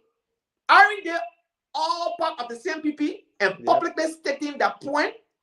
Yep. So then when Musa Benena say, oh, me Alimi Kumizo, then he becomes the one who undermines. So you don't understand the definition of words that you're using, because there is nothing wrong to lobby, meaning to reach out to any delegate within your party. Document. We see that happening within the Democratic Party, here in the United States, within the Republican Party. When there is a primary, there's a group called super delegates, who are the last group of people that vote for the Democratic Party, meaning they only endorse a winning candidate. If they see that candidate has the potential of winning, then they endorse that candidate. From the get-go in 2007, there were 16 candidates. Obama joined, make them 17, including the very same Joe Biden today, who is president, was one of the most senior members on the stage. And look at Senator Obama then and say he was inexperienced. He doesn't have what it takes to lead this country. Followed by Secretary Clinton say Obama was inexperienced. He was a junior senator, very smart, charismatic guy, but didn't have what it takes to lead a great United States. But Obama proved them wrong. And so at that point, Secretary Clinton had more super delegates on her side because, quote unquote, she came with the biggest platform ever, the best resume you can think about. But Barack Obama, did his thing. He was the underdog. And finally, it became he and Hillary neck to neck in 2008. With all the 18 million votes that Hillary had gathered, it didn't stop Barack Obama. Folks, with all the naysayers, everything you guys have done to Mr. Cummings, you won't stop Mr. Cummings. Let me sound the alarm. I cannot wait for Mr. Cummings to return to Liberia. I cannot wait, because some of the conversations that have been held behind the scene, I'm breaking the news right now. I'm not going to tell you, but I'm telling you, I cannot wait. Based on the conversation that I've had, folks, Mr. Cummings is coming back. And he's coming back to Liberia with power, with force. Look, you are not seeing any strength. Do you know what makes Mr. Cummings the youngest executive vice president then, when he was 36 years old at Spaceberry Company? He was then the youngest vice president of a major American company at age 36. That was not Coca-Cola. Pillsbury company. The company make food. Like get a craft that make biscuit and other things. It make food products. Okay? Big company. Before he transitioned to Coca-Cola in 1997. So Mr. Cummings has what it takes. Another thing you mentioned, General, that I want to echo is that they have all had an opportunity to lead. The problem in Liberia, none of them have the political will to make a change. Yep. None of them can look at their employee, at their appointee, and say, you know what? I think you got to step aside. I think we got to make some adjustment here. I think we got to do X, Y, and Z. Do you know the caliber of Alba Toba? Do you know what he brings to the table? For Mr. Cummings to look in your face and say, I think you need to step aside. Yep. Do you know what he brings? Do you know? You think if Henry Costa or Mr. himself, let me ask you, you think yes, indeed, if Henry Costa were with Mr. Cummings today, you think he will be by Mr. Cummings by this time? Absolutely not. First of all, let me break another news to people. Henry Costa knows within himself that Mr. Cummings did not dignify him by all of what he did to Mr. Cummings. Mr. Cummings never dignified. You know what? Mr. Cummings, one, cannot be bullied. Mr. Cummings cannot be blackmailed. Mr. Cummings cannot be pushed around. You understand? That is the reason why most people right now, they rather keep the old system. Because they say, this dude can play. My man, let's stay our live. You know, devil will know that the angel we are not seeing that. That's it. That's the real what truth. they're doing right now because they have tested some of what Mr. Cummings. Look, when Mr. Cummings said, I will be at your place, at your event, 9 o'clock. Guess what? He's there. 8:45 on the dial. That man is in the building. I had 2 events in Philadelphia. Mr. Cummings showed up 45 minutes to the time. You were already in the building. Yep. All right. We had an event in Washington, D.C. All right. And Mr. Cummings was also there. 35 minutes to the time before the event. Even many of the officials didn't even show at that time. Mr. Cummings already in the building. That's who he is. I cannot wait for Mr. Cummings to return to Liberia. He will be in Liberia this week. And I can tell you, all radio stations in Liberia, we're going to do social media because we know not many people have access to social media. But you will hear Mr. Cummings more. You will see Mr. Cummings on radio station more. You will hear him more. You will hear your message in different corners of Liberia, in different vernacular. And Liberians will get to understand the full story. Why are they fighting this man? What have this man done? Okay, if you say you speak for Liberia, if any decent person who is listening to me at this moment know that you want a better Liberia, my Oma Musu, my Oma Teresa, my Oma Benu, my Oma Sarah, I'm talking to you this morning. Y'all been wanting good Liberia. A Liberia that everybody will not be rich, but everybody will be able to buy that lay back alright. Everybody will not be rich, but everybody will be able to buy slipper for their children when that slipper come. Everybody will not be rich, but everybody will be able to buy that soup for that rice every day in the market without begging anyone. And you will have a choice. This time you will say, the other school, I can't send my child to it. That the school I want to send my child. The other good school, everybody sending their children to. My son can send my children to there. By doing what? Even if you're janitor, even if you're sweeping, you will get your pay on time. And you will not need government job. Let me say that line again. You will not have to do government job. You will have the same opportunity that we have in the great United States. Well, we don't work for government, but guess what? We're making it happen because there are companies everywhere. Once you make yourself available, you will be trained and you will be placed in a position where you can survive and feed your family. That's what Mr. Cummings brings to the table. Investor will come to Liberia. There will be so many options. All Liberians will have the opportunity. Whether you're educated, you're not educated, whether you can speak good English, you can speak good English, you will have something to do. And when you do that thing, you will be able to get your paycheck on time. They don't want you to have that opportunity. They want you when your Zoom leaking. You must call your own lawmaker and they can't call you, they can't answer your phone. Your child sick, you carry your child to JFK, you stay at the entrance of JFK and they tell you, say, no bag. You cry in your heart until, unfortunately, some people have to carry that people to the graveyard instead of them entering JFK because they deny you before you even enter JFK.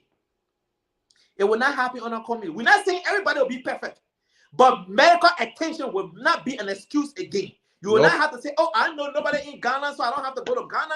I don't have to go to Ivory Coast. Listen, my name is Anthony Gay. I was once a shoe shine boy. I shine shoe in the street, just like you that riding motorbike today. I saw Namaku, Kue on bicycle in the Ivory Coast. I cut hair in barbershop. I did all of those things. If I can sit there and speak for Mr. Cummings, I know what he's bringing. Yep. I was not born with silver spoon. Like I said, I am a proud shoe shine boy who today have become a telecommunication specialist. I can tell you for a fact, I understand what it means to hustle. And only Mr. Cummings understands your hustle because he wants you to not be riding pen for the rest of your life. He wants you not to be in the market sweeping for the rest of your life. He wants you to have an opportunity. You too can build your little Congo and sit inside and be proud and put your feet up. You too can also buy a car and press that remote and pop the door open. You too can own your own personal business while people can work for you. Why should you born in your country poor and die in your country poor? Liberia is not cursed. In a rich country anyone preach from the pulpit and tell you Liberia is cursed, they need to read the Bible again. The word curse means no plant can grow on our land. You and I, how many of us have ever planted pawpaw tree? Let's just be honest here. Pawpaw that we all eat in the morning for breakfast, right? Have you ever planted pawpaw tree? No. Why? When you eat the pawpaw in the morning, you open that pawpaw, you take the seed and toss it behind the house. It grows. Few weeks later, rainfall on it, it germinates, it become a pawpaw tree. Some plum tree then today that in like bread. Nobody planted no plum tree. Nobody. You went and saw the people plum, you picked some, or they were picking plum, you borrowed some plum, you ate the plum, you took the seed. You even put the seeds good place. But rain fell on it, the seed germinated, it became plum tree today. If somebody else a plum tree, they claiming now, oh, that's a plum tree. They ain't even plant our plum tree. That's how blessed our nation is. The soil is so rich. The soil is blessed. Yes, the rich. opportunity our people. Look, you know what politicians have been doing to our people? Robbing you from your blessing. Robbing you. Your whole generation has been robbed. You know why? They stole your educational opportunity. They stole your job search opportunity. And many people who even make it through the ranks and fire to get educated.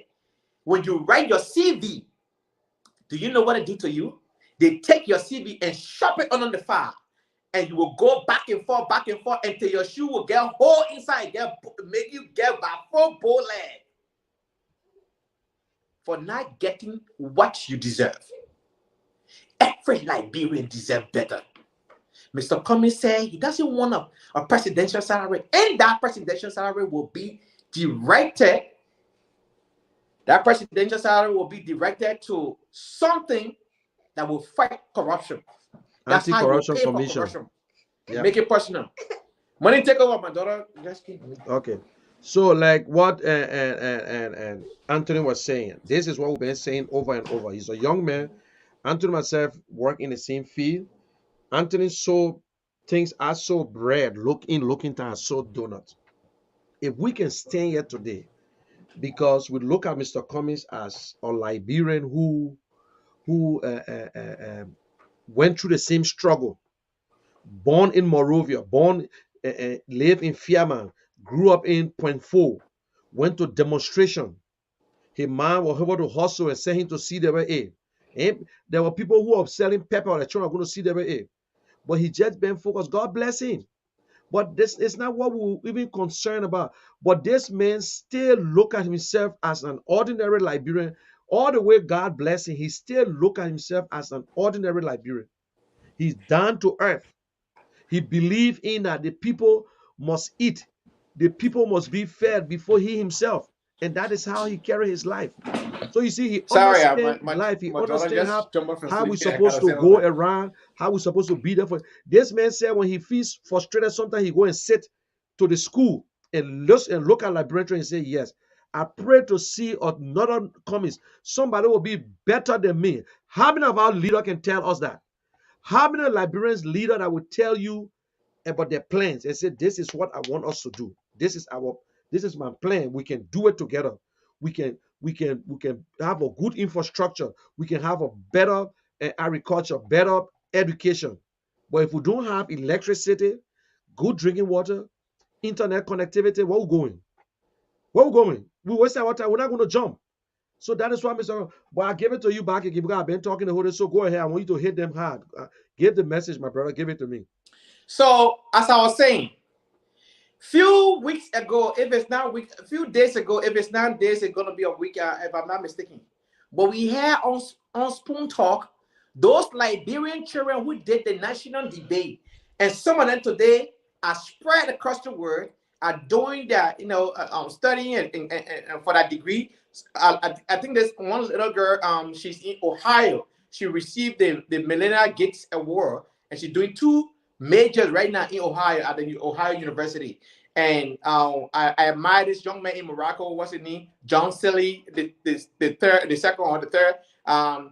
He's the president of the student union, like in Morocco, and other names that I cannot remember. But one thing I walk away that day, I walk away as a proud Liberian, seeing young Liberian, outspoken Liberians who were giving one thing and one thing only called opportunity. They were exposed to opportunity, and today they are making good use of it. Imagine if this government or any Liberian government that will invest into education in the next 10 to 15, 20 years from now, what will happen for our nation? Let me give you a perfect example. India, in the 80s, go back, don't believe Anthony Gay. Go research this. India was ranked one of the poorest nations in the 80s. Today, India is one of the world's superpower. I think India ranked number 4 or 5 or 7 on the list, if I'm not mistaken. Number 4.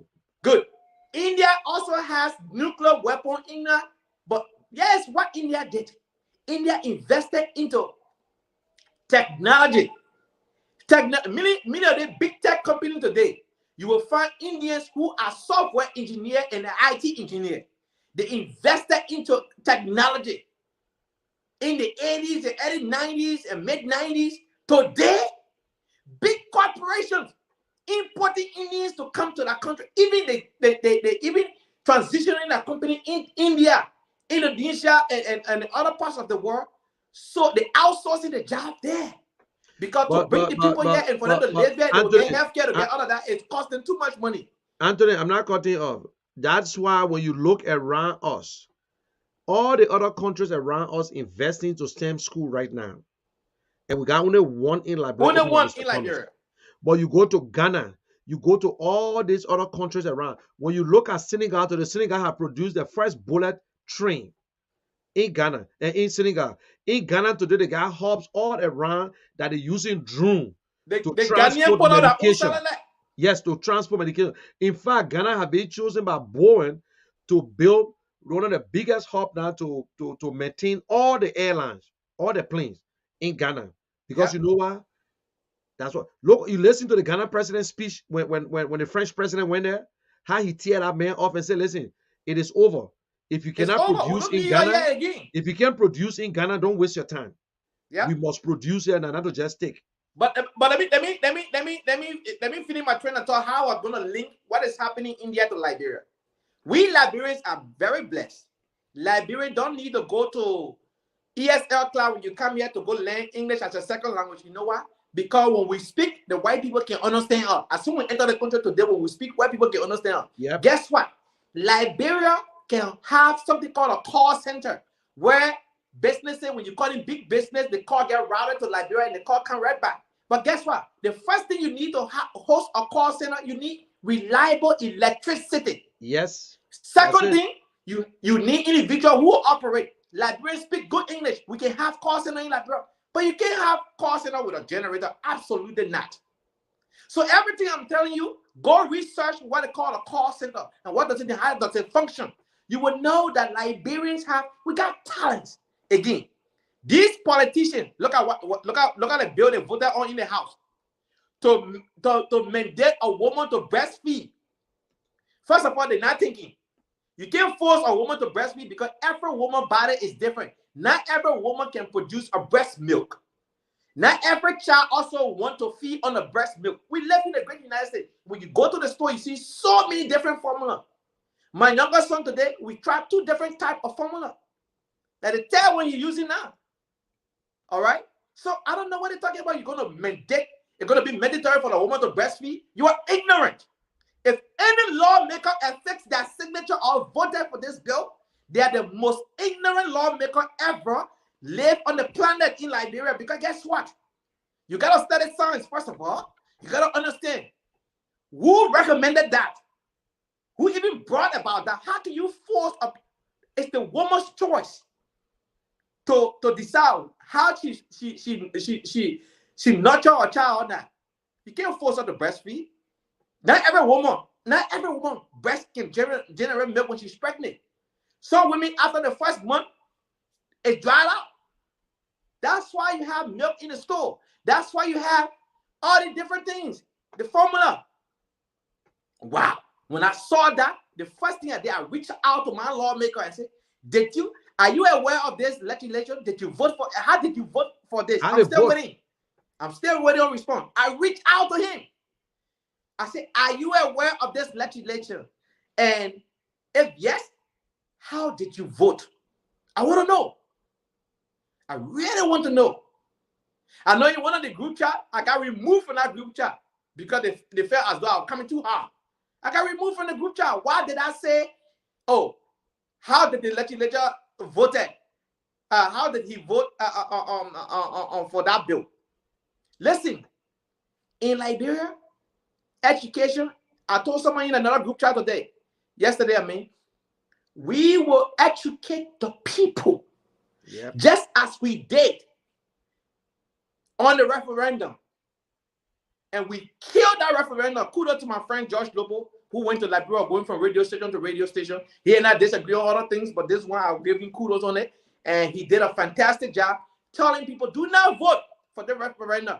At first, some lawmakers were for it, and later on they recognized that, oh, they were being discriminatory against we that in the United States on the dual citizenship business. So, Mr. Cummings, if you're in Liberia, if you have an opportunity to watch this video, trust me, take your time. Ask yourself, why is this man doing? Why everybody get fighting him? The truth of the matter is, they know with Mr. Cummings, all that jiki chaka. We not say Mr. Cummings perfect. That's not what we are saying. We are saying Mr. Cummings is capable enough. He has the political will to make changes. If things aren't working, if they are not working, he can make the changes. He can say, look, Anthony, thank you so much for what you're doing. Move to this level, come here and do this one. Or, I don't think you're performing well. Thank you for your service to the nation. Have a good day. He's capable of doing it. Mr. Cummings always told us, if you think you're behind me, so that when I win tomorrow so you can have a job, then you can pack your team now and leave. Yep. Because the truth of the matter is, I cannot hire everybody. Not everybody cannot work in government. Everybody will not work in government. So we in the ANC, we already know. We already know our place. Like for me, I'm not even thinking I'm going to get a position when he wins, because I already made it clear. I'm going to run for the Senate. So I already made it clear, right? But I can tell you for a fact, we are now behind Mr. Cummings because we want a job. We are behind Mr. Cummings because we know he has the political will to make tough decisions and take the stand for the country, for everyone. So that today, I challenge anyone in Liberia, all those private schools in Liberia, if any one of them come close to the STEM school, then don't never ever believe me. I challenge any private school in Liberia with the same quality of education, the environment, and everything compared to the STEM school that Mr. Cummings has in Monrovia. None of these private schools has it. None of them. Nope. You know why? Because those private schools, they're taking money from you. They're not putting in the resources. They're not even paying the instructors the way the instructor that work at a STEM school get paid. You understand? And somebody told me the other day, oh, the school the price is a little high. So I said, compared to all of what the children are getting there, How do we expect them to get that kind of quality education? And you But say why they would say free? why they would say the price high when they get enough students at school? Again, I challenge them. They don't go and compare any school in Liberia. I say any high school in Liberia that have the same quality of education, the same logistics, everything. You don't have anything like that. So be grateful that you have someone who is preparing the future, and you can find every Liberian in that category in that school from all walks of life. You don't have to be rich to be in that school. You don't have to. No. You don't have to be rich. But one man, one packet can do it all for all Liberians. That's why the presidency is the best place for Mr. Cummings to be, because the president have power to appoint 98% of the people that work in government. Hear me clearly. 98% of everybody that work in government get appointed by the president. Anthony, let's take let's take a call from one of our.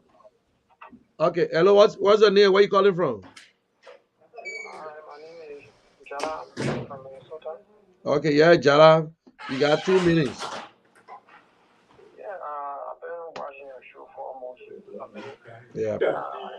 Listen to Anthony elaborate. I mean, what I have to say is this: the UP folks, I mean, they really don't have shame, because when you look at the election, what brought George Weah to power is because the people felt disenchanted, and they felt that the UP, they were more corrupt to the extent that the people wanted change. The people did not vote George Weah because, they said that UP were there for 12 years and that they were not making any change and the country was going down the drain.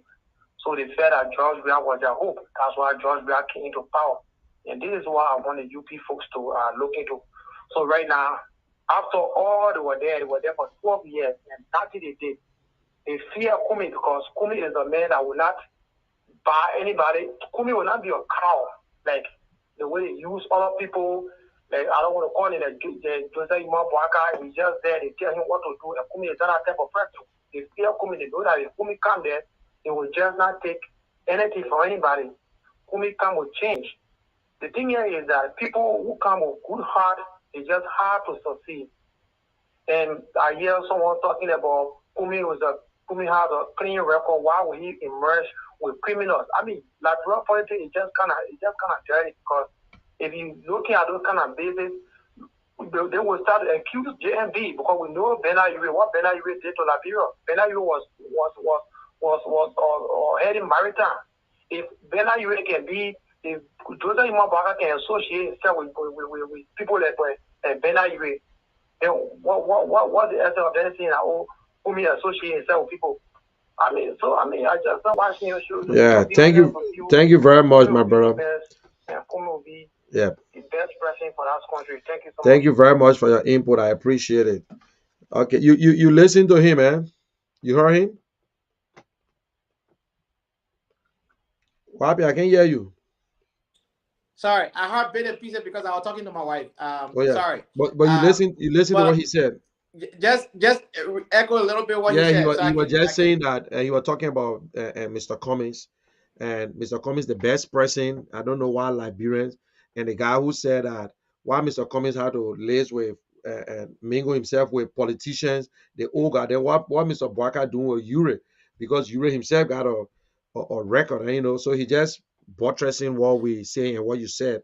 Oh, okay. Yeah, but part of the problem that people don't understand. Oh, how can Mr. Cummings associate himself with all these criminals? Come on. First of all, you cannot fix any problem from the outside. Nope. You come in and make the necessary adjustments. Mr. Cummings, one thing I come to realize since I have known Mr. Cummings is that he embraced challenges. Yep. He sees challenges and embrace them and say, you know what? I have a solution to this challenge. Mr. Cummings went to the CPP knowing fully well that he was the underdog. Yep. Knowing that, he came fifth in the 2017 election. Granted. But one thing he understood, that his competitive nature was setting apart. So he said, ladies and gentlemen, let's come to the table. Yes, my suggestion. Yes, what I bring to the table. They try to do seniority. In politics, let me educate people again. There is no such thing called seniority. If that was the case, then Barack Obama would have been on a stage with people like Joe Biden. Joe Biden got elected at age 29. He was the youngest U.S. senator out of Delaware, right? Obama went against the woman who was two-time first lady. Hillary Clinton served as first lady of Arkansas when Bill Clinton was then governor of Arkansas.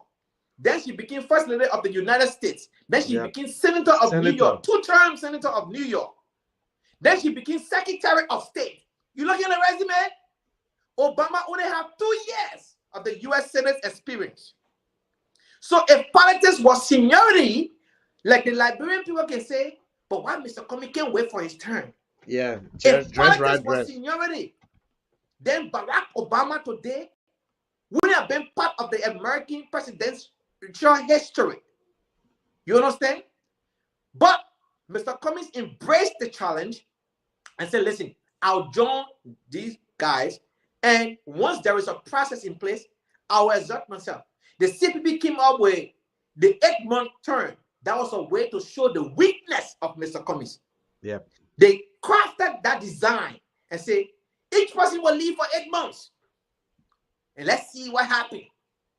So your man, you were raising hand and say, I want to be, saying he came out with the idea. So it's okay, take on.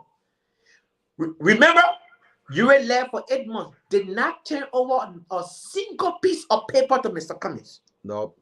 When Mr.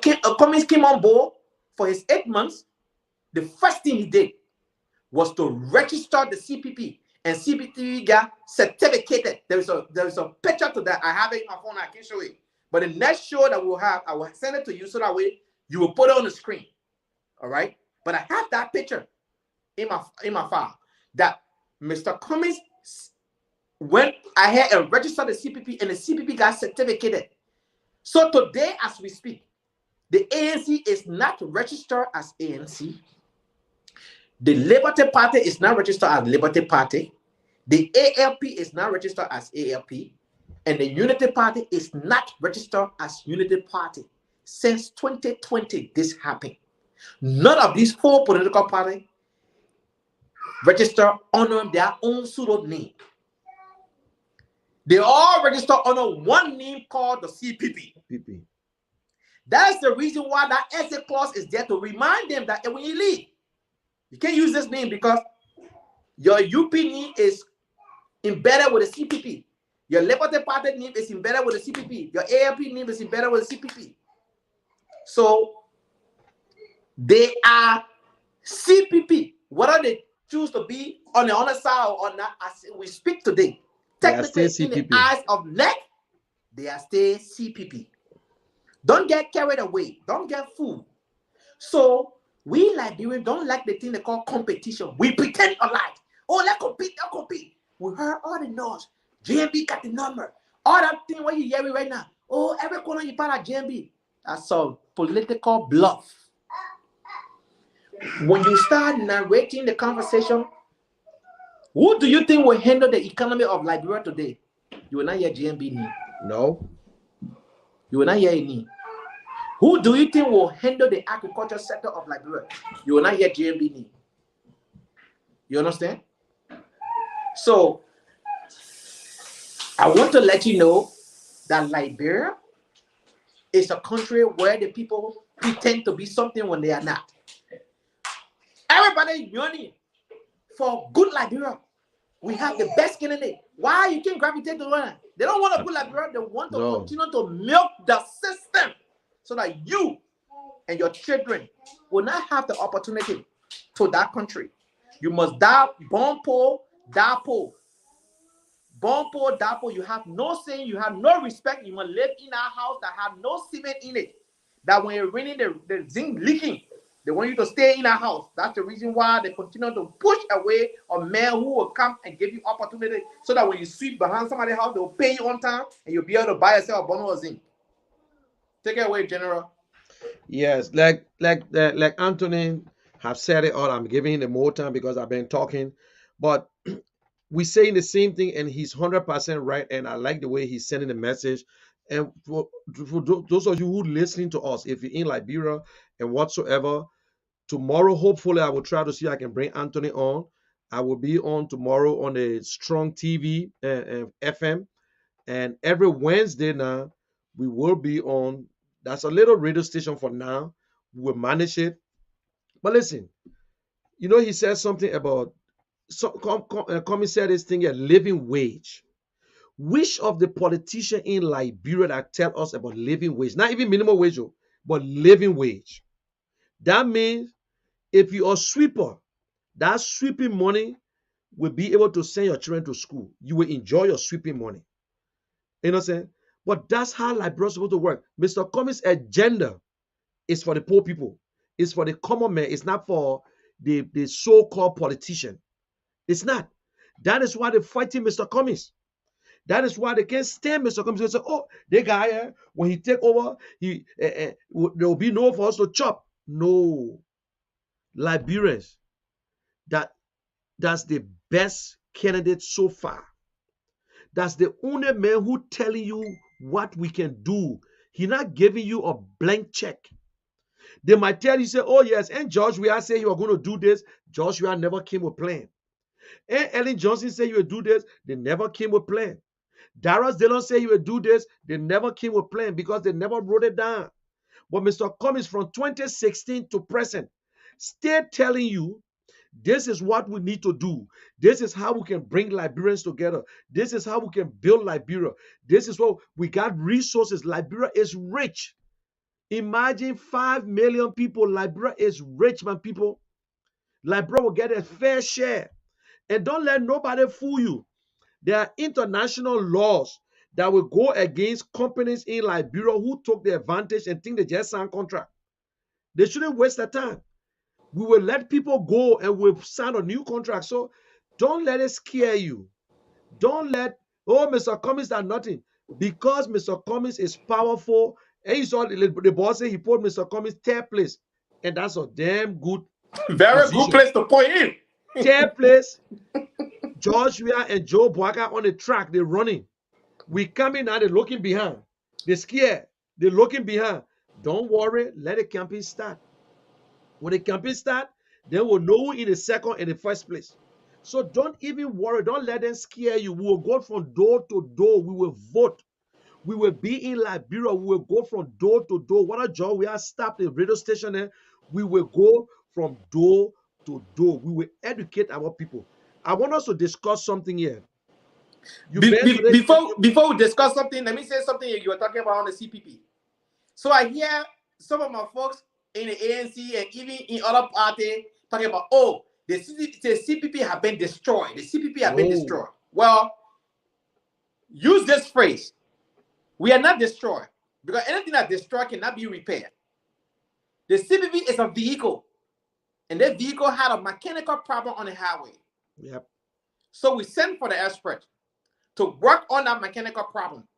And once that mechanical problem is resolved, the CPP will pick up. What did I tell you earlier? I cannot wait for Mr. Cummings to return to Liberia. Once Mr. Cummings hit the ground, it will be a different dynamic. It will be a different atmosphere. It will be a different approach to how we do business because that experts have been working on the CPP, and that vehicle now will pick up. And when you pick up, it's on the expressway. It's no longer on the countryside road.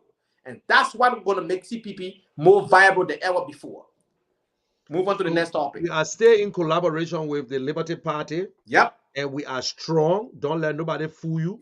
Don't let nobody come and confuse you about the Mandingo. The Mandingos are citizens of Liberia. Oh, yeah. The Muslims are citizens. And I, Monad Kishan, will not argue. I will support anybody that in collaboration with Liberty with the ANC. We are in collaboration and we will stand for them. Just how the other people stand with other people, we stand with Liberty Party. Liberty Party stand with us. So we are brothers and sisters until other people can join. That's a good thing. Don't let nobody put your heads together. What they're doing, they try to play that ethnicity group, that old nonsense. Don't even listen to them. Don't listen to them. Listen to your party. We are in collaboration together. Liberty Party is a big party. But thank God we don't have the split like other people. We're not wishing for them. But we are strong. ANC is not the biggest party, but we are the fastest growing political party party. in Liberia with the young people. And Mr. Cummings is the only political leader that would lead the young people into the 21st century. Don't let nobody fool you. Because all these other people, they're just there for themselves. What kind of politician would tell you if George Weah do good to make the election hard, no problem? You not hear politicians say nothing? The man say, if George Weah will do good and Labrampo enjoy and George Weah win, so be it. You not hear politician talking there? No. Because, Anthony, I was telling some guys, I said, if Liberia was so good, developed, and whatsoever, Mr. Cummings was not going to run for president. No. Because he was going to go home, enjoy himself. Even if George Weah is doing great right now, Mr. Cummings will cut that thing out. Because of the hardship, bad leadership, that is why Mr. Cummings look at it and say, you know what? I think I can help Liberia. I can't sit here because if we have a bad government, I will not do good business. You will not do good business because the government is bad. They will not encourage you to do anything. So that is why Mr. Cummings looking at it. Look at the school system. Look at the development system. Look at our health care. Look at look what's going on. Look at the system. If you get just a clean drinking water, do you know what you stop in our country? Typhoid.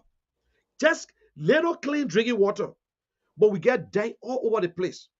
Mr. Cummings pay taxes. Mr. Cummings don't collect taxes. He don't make appointment. Nobody make appointment. When the government make appointment. No opposition doing nothing. Why you should be discouraged about opposition? As you said, CPP, that was just a vehicle. Now we just put the tires together. Everything is okay. We're going to move forward. Let them continue. We're keeping their name for now until they can come back and beg and say, yo, please amend the constitution so we can go. But if they don't want to do it, they're not feeling no candidate. You know, I want to talk about this thing here. You talk about educating our people. You know this group here, this intellectual centers. You know, sometimes I don't know, I wish people would talk to them. These guys could register, be a part like the Silver Society, distribute themselves. Why they can't go in the community and go teach the people? Why they can't teach the people how to look for leaders, how to vote? Instead of sitting to a tire shop that the full men making the money, and you get about 20 guys there coming to ask you questions, and then you, like Stanton, when they're getting $6,850, they're not even registered with government. What you gotta say about that? Because it's just nonsense. Let me say this. Exposure is everything in life. Exposure, exposure, exposure. Let me take it from the ground level. Take a 4-year-old here. A 4-year-old who grew up with electronic device. Take a 4-year-old in Liberia and bring two of them together.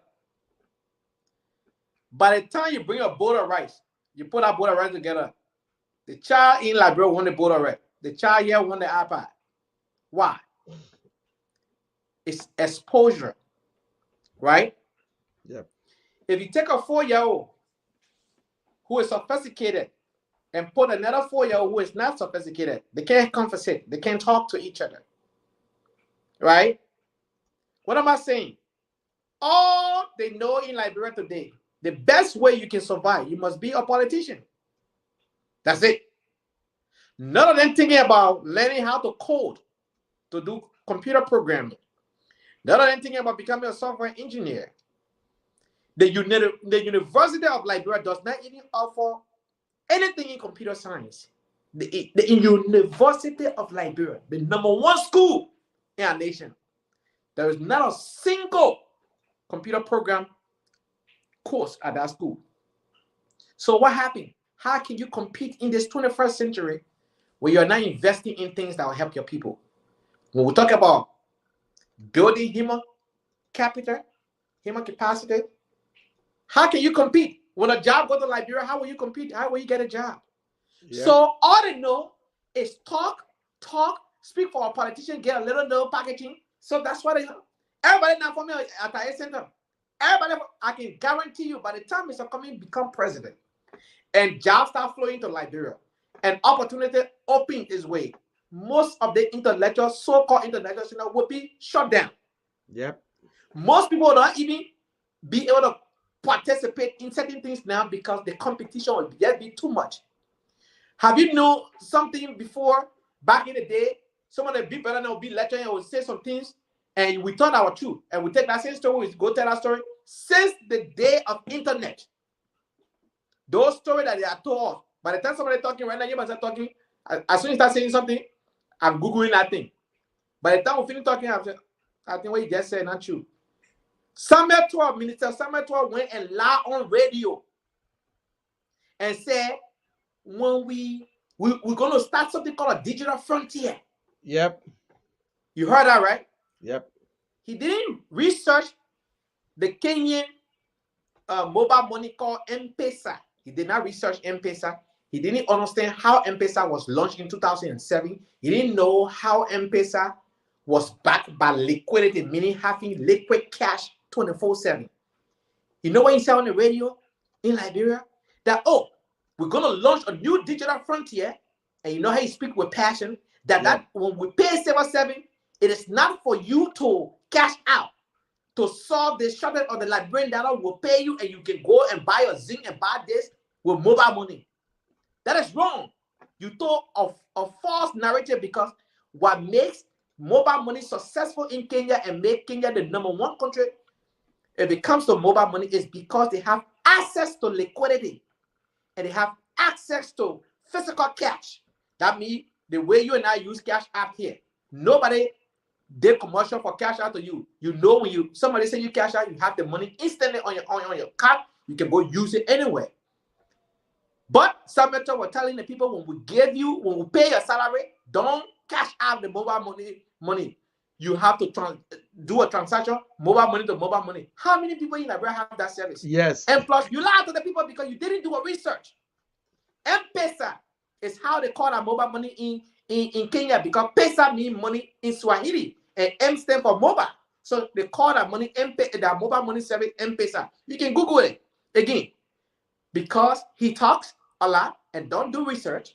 So by the time he was done, in 1 hour 45 minutes, I gave a strict rebuttal. If you go on my page, you'll see that rebuttal. I gave a strict rebuttal that Minister Samuel 12 did not do a better job on this particular subject matter. He did not understand why M-Pesa. They tell you on the website that M-Pesa is successful today because of liquidity. Before M-Pesa was launched in Kenya, there were 43 bank branches across the rural area. 443 bank branches,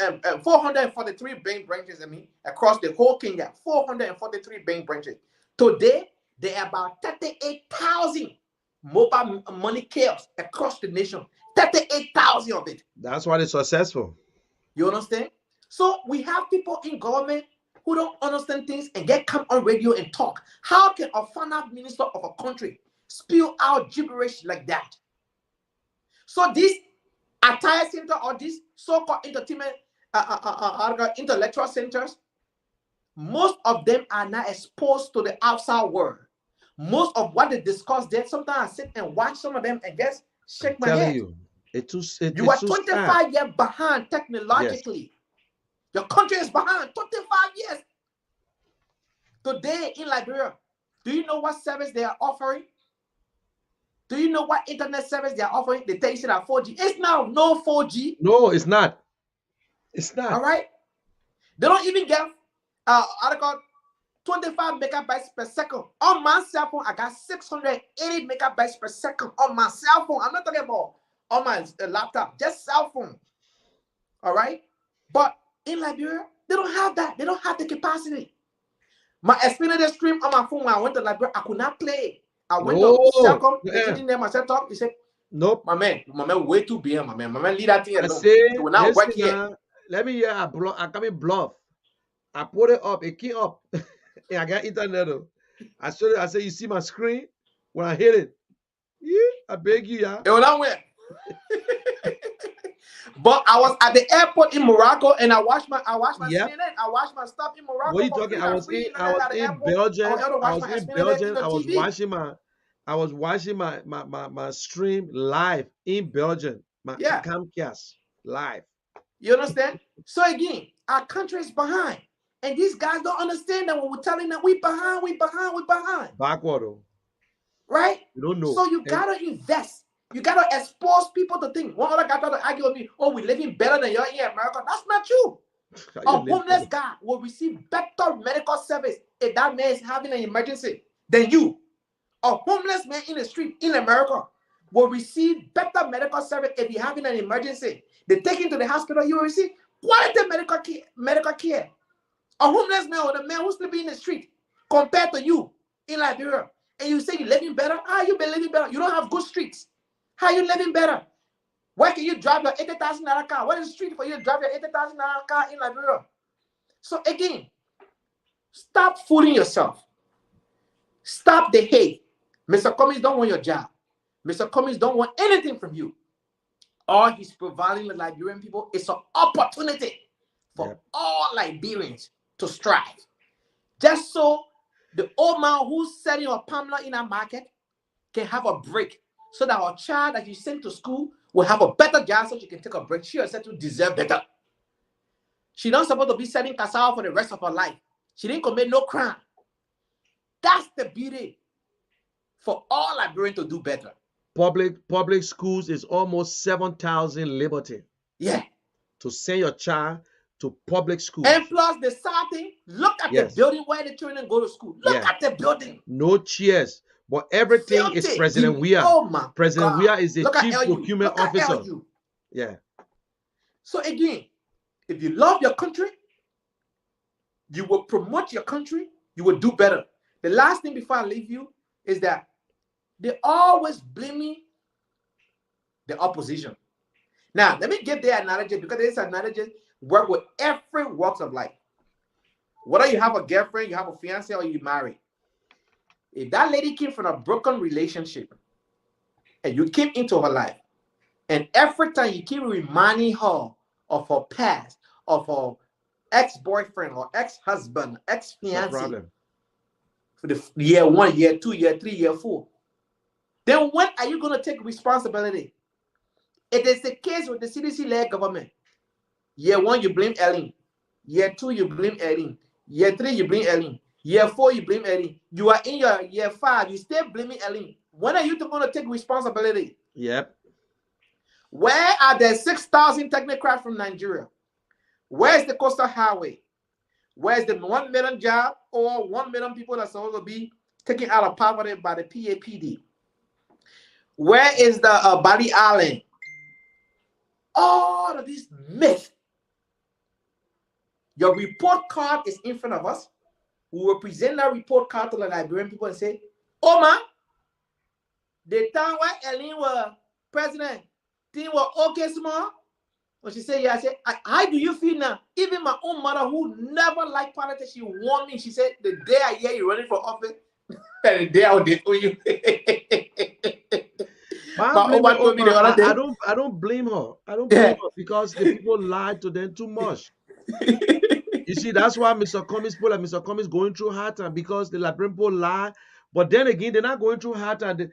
For them to just make that decision, they allow you to $5 bag of rice to determine the future.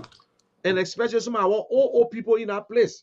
Allowing these people to go, you vote for somebody, the man gets 6 years job. You don't see him. Then you will come back 1 year to election and bring you cartoon or liberty. Then you say, hey, you know, there's no bad bush for bad child. You let Jay carry him. For what?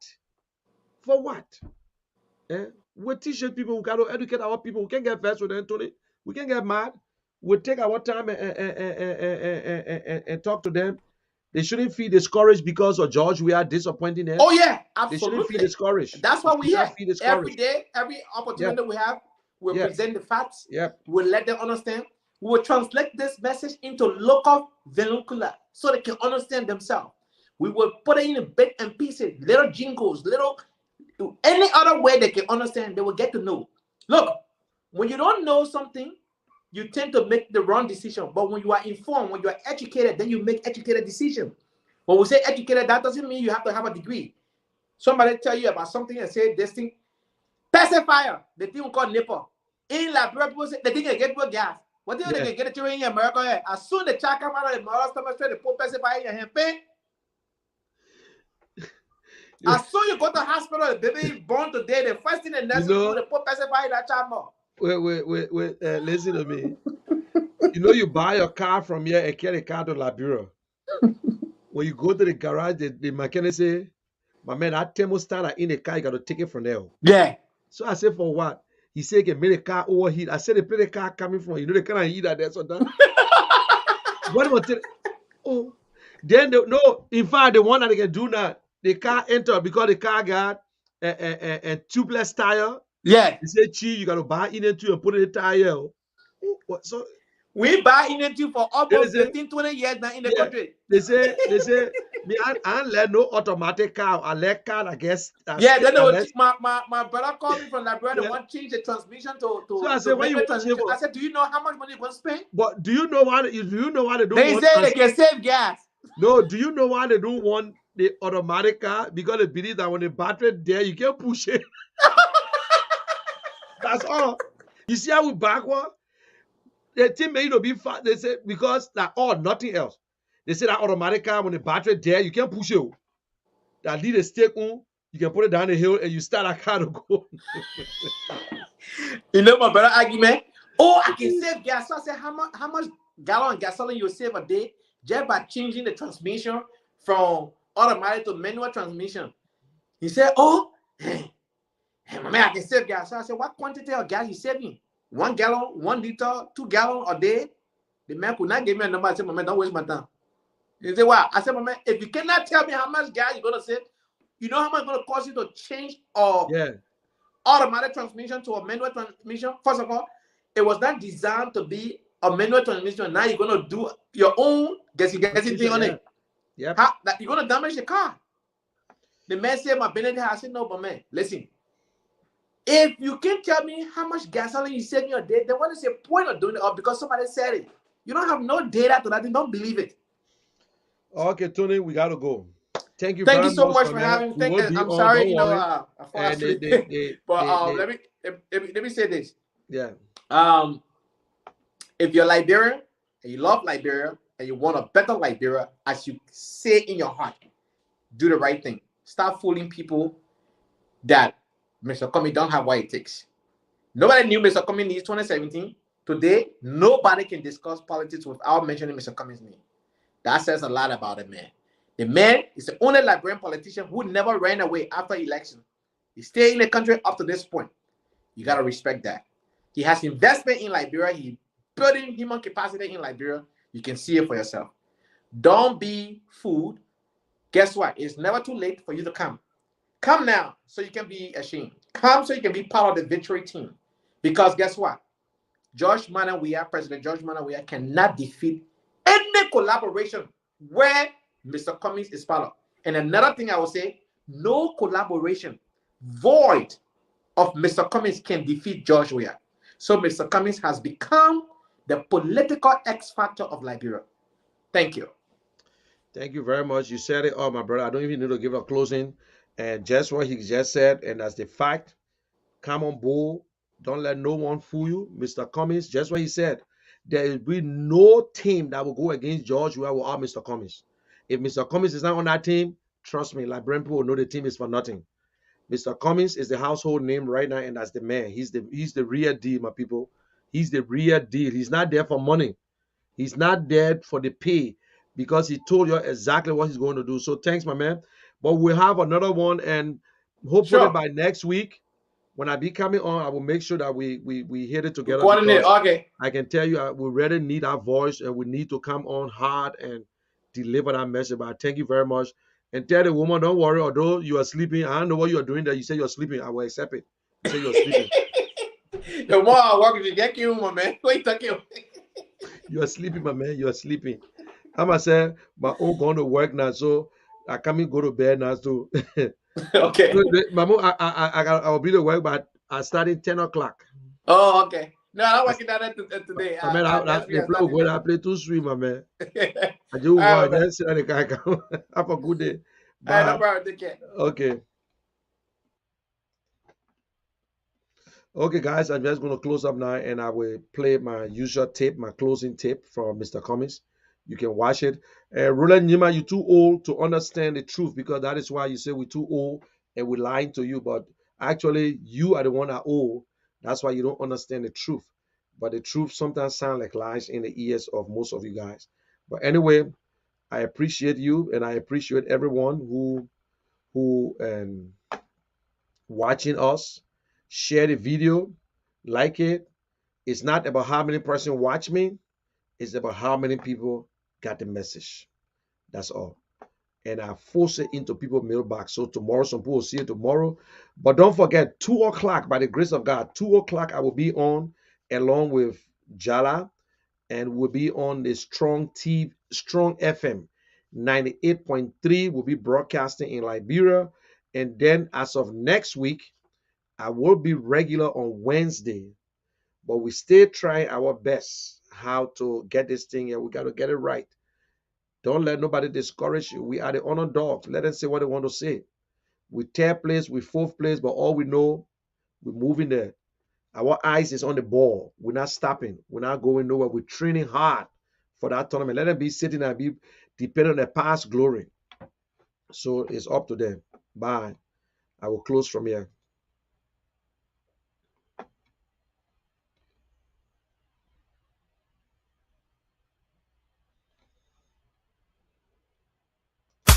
Stab 'em, Mr. Cummings, stab 'em. Stab 'em, Alexander Cummings, stab 'em.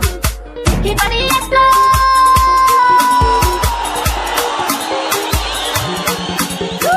The leaders I love, the leaders I love, the ones I trust so much, they made a fool out of me. I've been praying to God every day, please give me a leader. The oldest republic in Africa. And yet, we're one of the least developed countries on the continent, and indeed one of the least developed countries in the world. And I say to you, my fellow Liberians, we deserve a better Liberia. We need to ask ourselves some fundamental questions. Why are we where we are? Most Liberian homes don't have electricity. Most Liberian homes don't have running water. Most Liberians are unemployed. These are things we can change. These are things we should demand of ourselves and of our leaders. We, as Liberians, cannot keep doing the same things and expect different results. We cannot keep electing and selecting the same kinds of leaders with the same kinds of experiences and expect Liberia to change. We have to do many things differently. And that starts with selecting and electing new leaders who know how to create jobs, who know how to grow the economy, who will prioritize the Liberian people first before they prioritize themselves. And this is what I offer you, the Liberian people. The other universal truth that I want to share with you, my fellow Liberians, is the best predictor of future performance and future behavior is past performance and past behavior.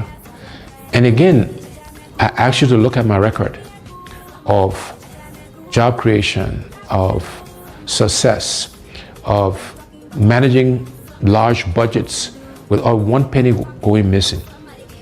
All of these things you can look at and compare to the other candidates.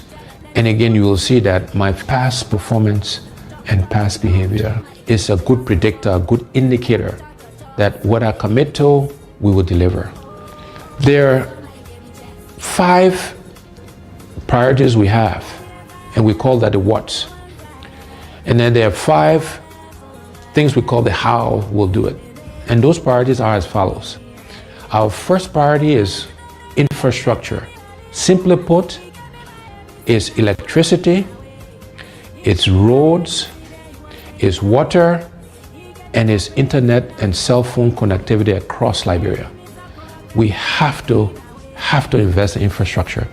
That is the top priority. That's the basis on which we can and will do everything else. The second priority for us is job creation. There are too many unemployed, underemployed, and unemployable Liberians. The unemployment rate is over 85%. And therefore, job creation is our next priority, creating jobs for the Liberian people. The next priority is agriculture. We are a country that do not fear ourselves. These are things we can do for ourselves. We should be producing rice to feed ourselves. And my commitment is that by the end of my first term in office, we will be self-sufficient in rice production. And within education, we are focused on vocational training, teachers training, and adult education. But we have to educate our young people because, again, that's how we can help them create jobs. That's how we can train farmers. And so these things are all linked together. And our final priority in terms of the what's is health. Because you can have good infrastructure, you can have a good job, you can feed yourself, you can have great education, but if you don't have your health, it doesn't matter. And so health is our fifth priority, and there we're focused on primary health care and preventive health care. So those are the what's we'll do for our people, for the Liberian people. How are we going to do these things? The first how is we want to engage Liberians differently in the transformation of our country. We call this hearts and minds. How do we get all Liberians to participate in the changes that are required? We're going to use arts and music and culture and reconciliation and religion. All of these things, we will be deliberate in using these things to engage us as a people in this transformation process. And so we're doing some work on how we can make those things happen. The next how is that we're going to find the money. We have to find the resources, the money, to do all of the what's I mentioned earlier. And the way we'll find the money is first, we'll go after waste in government. You know, we spend a lot of money on things that we don't need, or we pay too much for things that we do need. So for example, I believe the vehicles we buy for our government officials, we spend too much money on that. We should reduce the number of vehicles, and we should buy less expensive vehicles for our government officials. We need to reduce how much they make so we can pay teachers and civil servants and police officers and the military officers and healthcare workers, people who actually do the work. We need to pay them more money and reduce the gap between those at the top and those who actually do the work. The other way we'll find the money is going after this thing called corruption. You know, corruption has been the bane of our country, is the primary reason why we are as underdeveloped as we are today. And we will aggressively go after corruption. The first thing we'll do is we will appoint a corruption czar, a minister in charge of corruption in the presidency that will coordinate all of the agencies that are meant to find corrupt officials. Secondly thing we'll do is we'll make sure we are giving the resources, the money, the right people, the right logistics to the anti-corruption agencies, the LACC, Liberia Anti-Corruption Commission, the General Accounting Office, the Public Procurement and Concessions Commission. We will make sure they got the right resources to go after corrupt officials. After that, when we find people who are corrupt, we will prosecute them, we will put them in jail, and we'll seize their assets. It will not be good enough for you just to resign. So those are the things we will do to really go after corruption. I have committed that I will not take a salary. The salary that is paid the president, I will allocate it towards helping to fight corruption. That's how important I think it is to us. And then the other way we'll find the money is we'll make sure we're getting full value, the full monies we're due from our natural resources. We'll look to exploit other natural resources so we can get the funds required to fund healthcare, to fund infrastructure, to create jobs, etc., etc. So finding the money is the second how. The next how is we want to create a government of inclusion. We want all sections of our country to be represented in the government. We want opposition political parties to be in government, because we believe that having a government inclusion will help all of us make the right decisions. It will make sure that we're spreading the resources of our country across the entire country. And then the last two hows, one is growing the private sector. We will focus on growing the private sector so Liberians can primarily benefit from that growth. No longer should Liberian business people be spectators to our economy. And we want to actively support Liberianization and encourage and provide credit and other facilities to Liberian businesses so they can participate.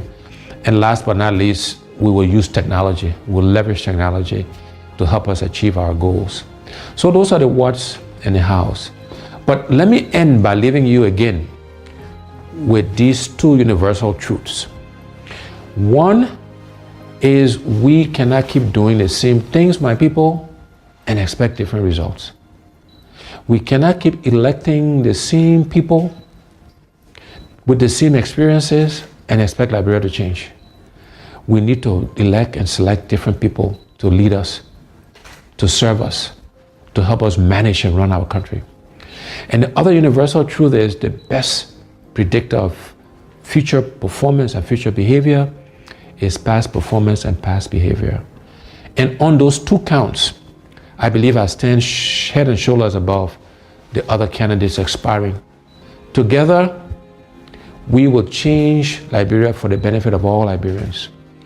We will transform our country. We will give us a new start, a fresh start, so that all of us can benefit from this country we love. I thank you. God bless you. God bless the Republic of Liberia.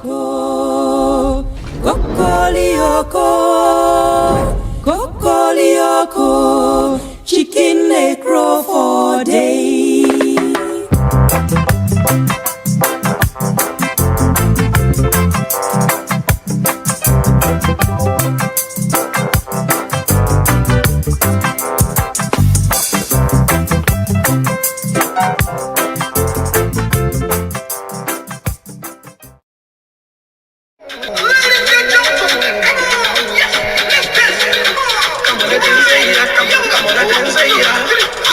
Not in the business, you catching fever. Getting serious like anti-river. Ain't no stopping by the river. And as we coming, we're sweeping, we're cutting, we're moving all the way. Yeah, yeah. We coming, yeah. Well, it's gonna be coming. As we coming, we're sweeping, we coming. Anywhere we meet up, speak. Well, it's gonna be coming. Yeah, you're coming, yeah. We coming.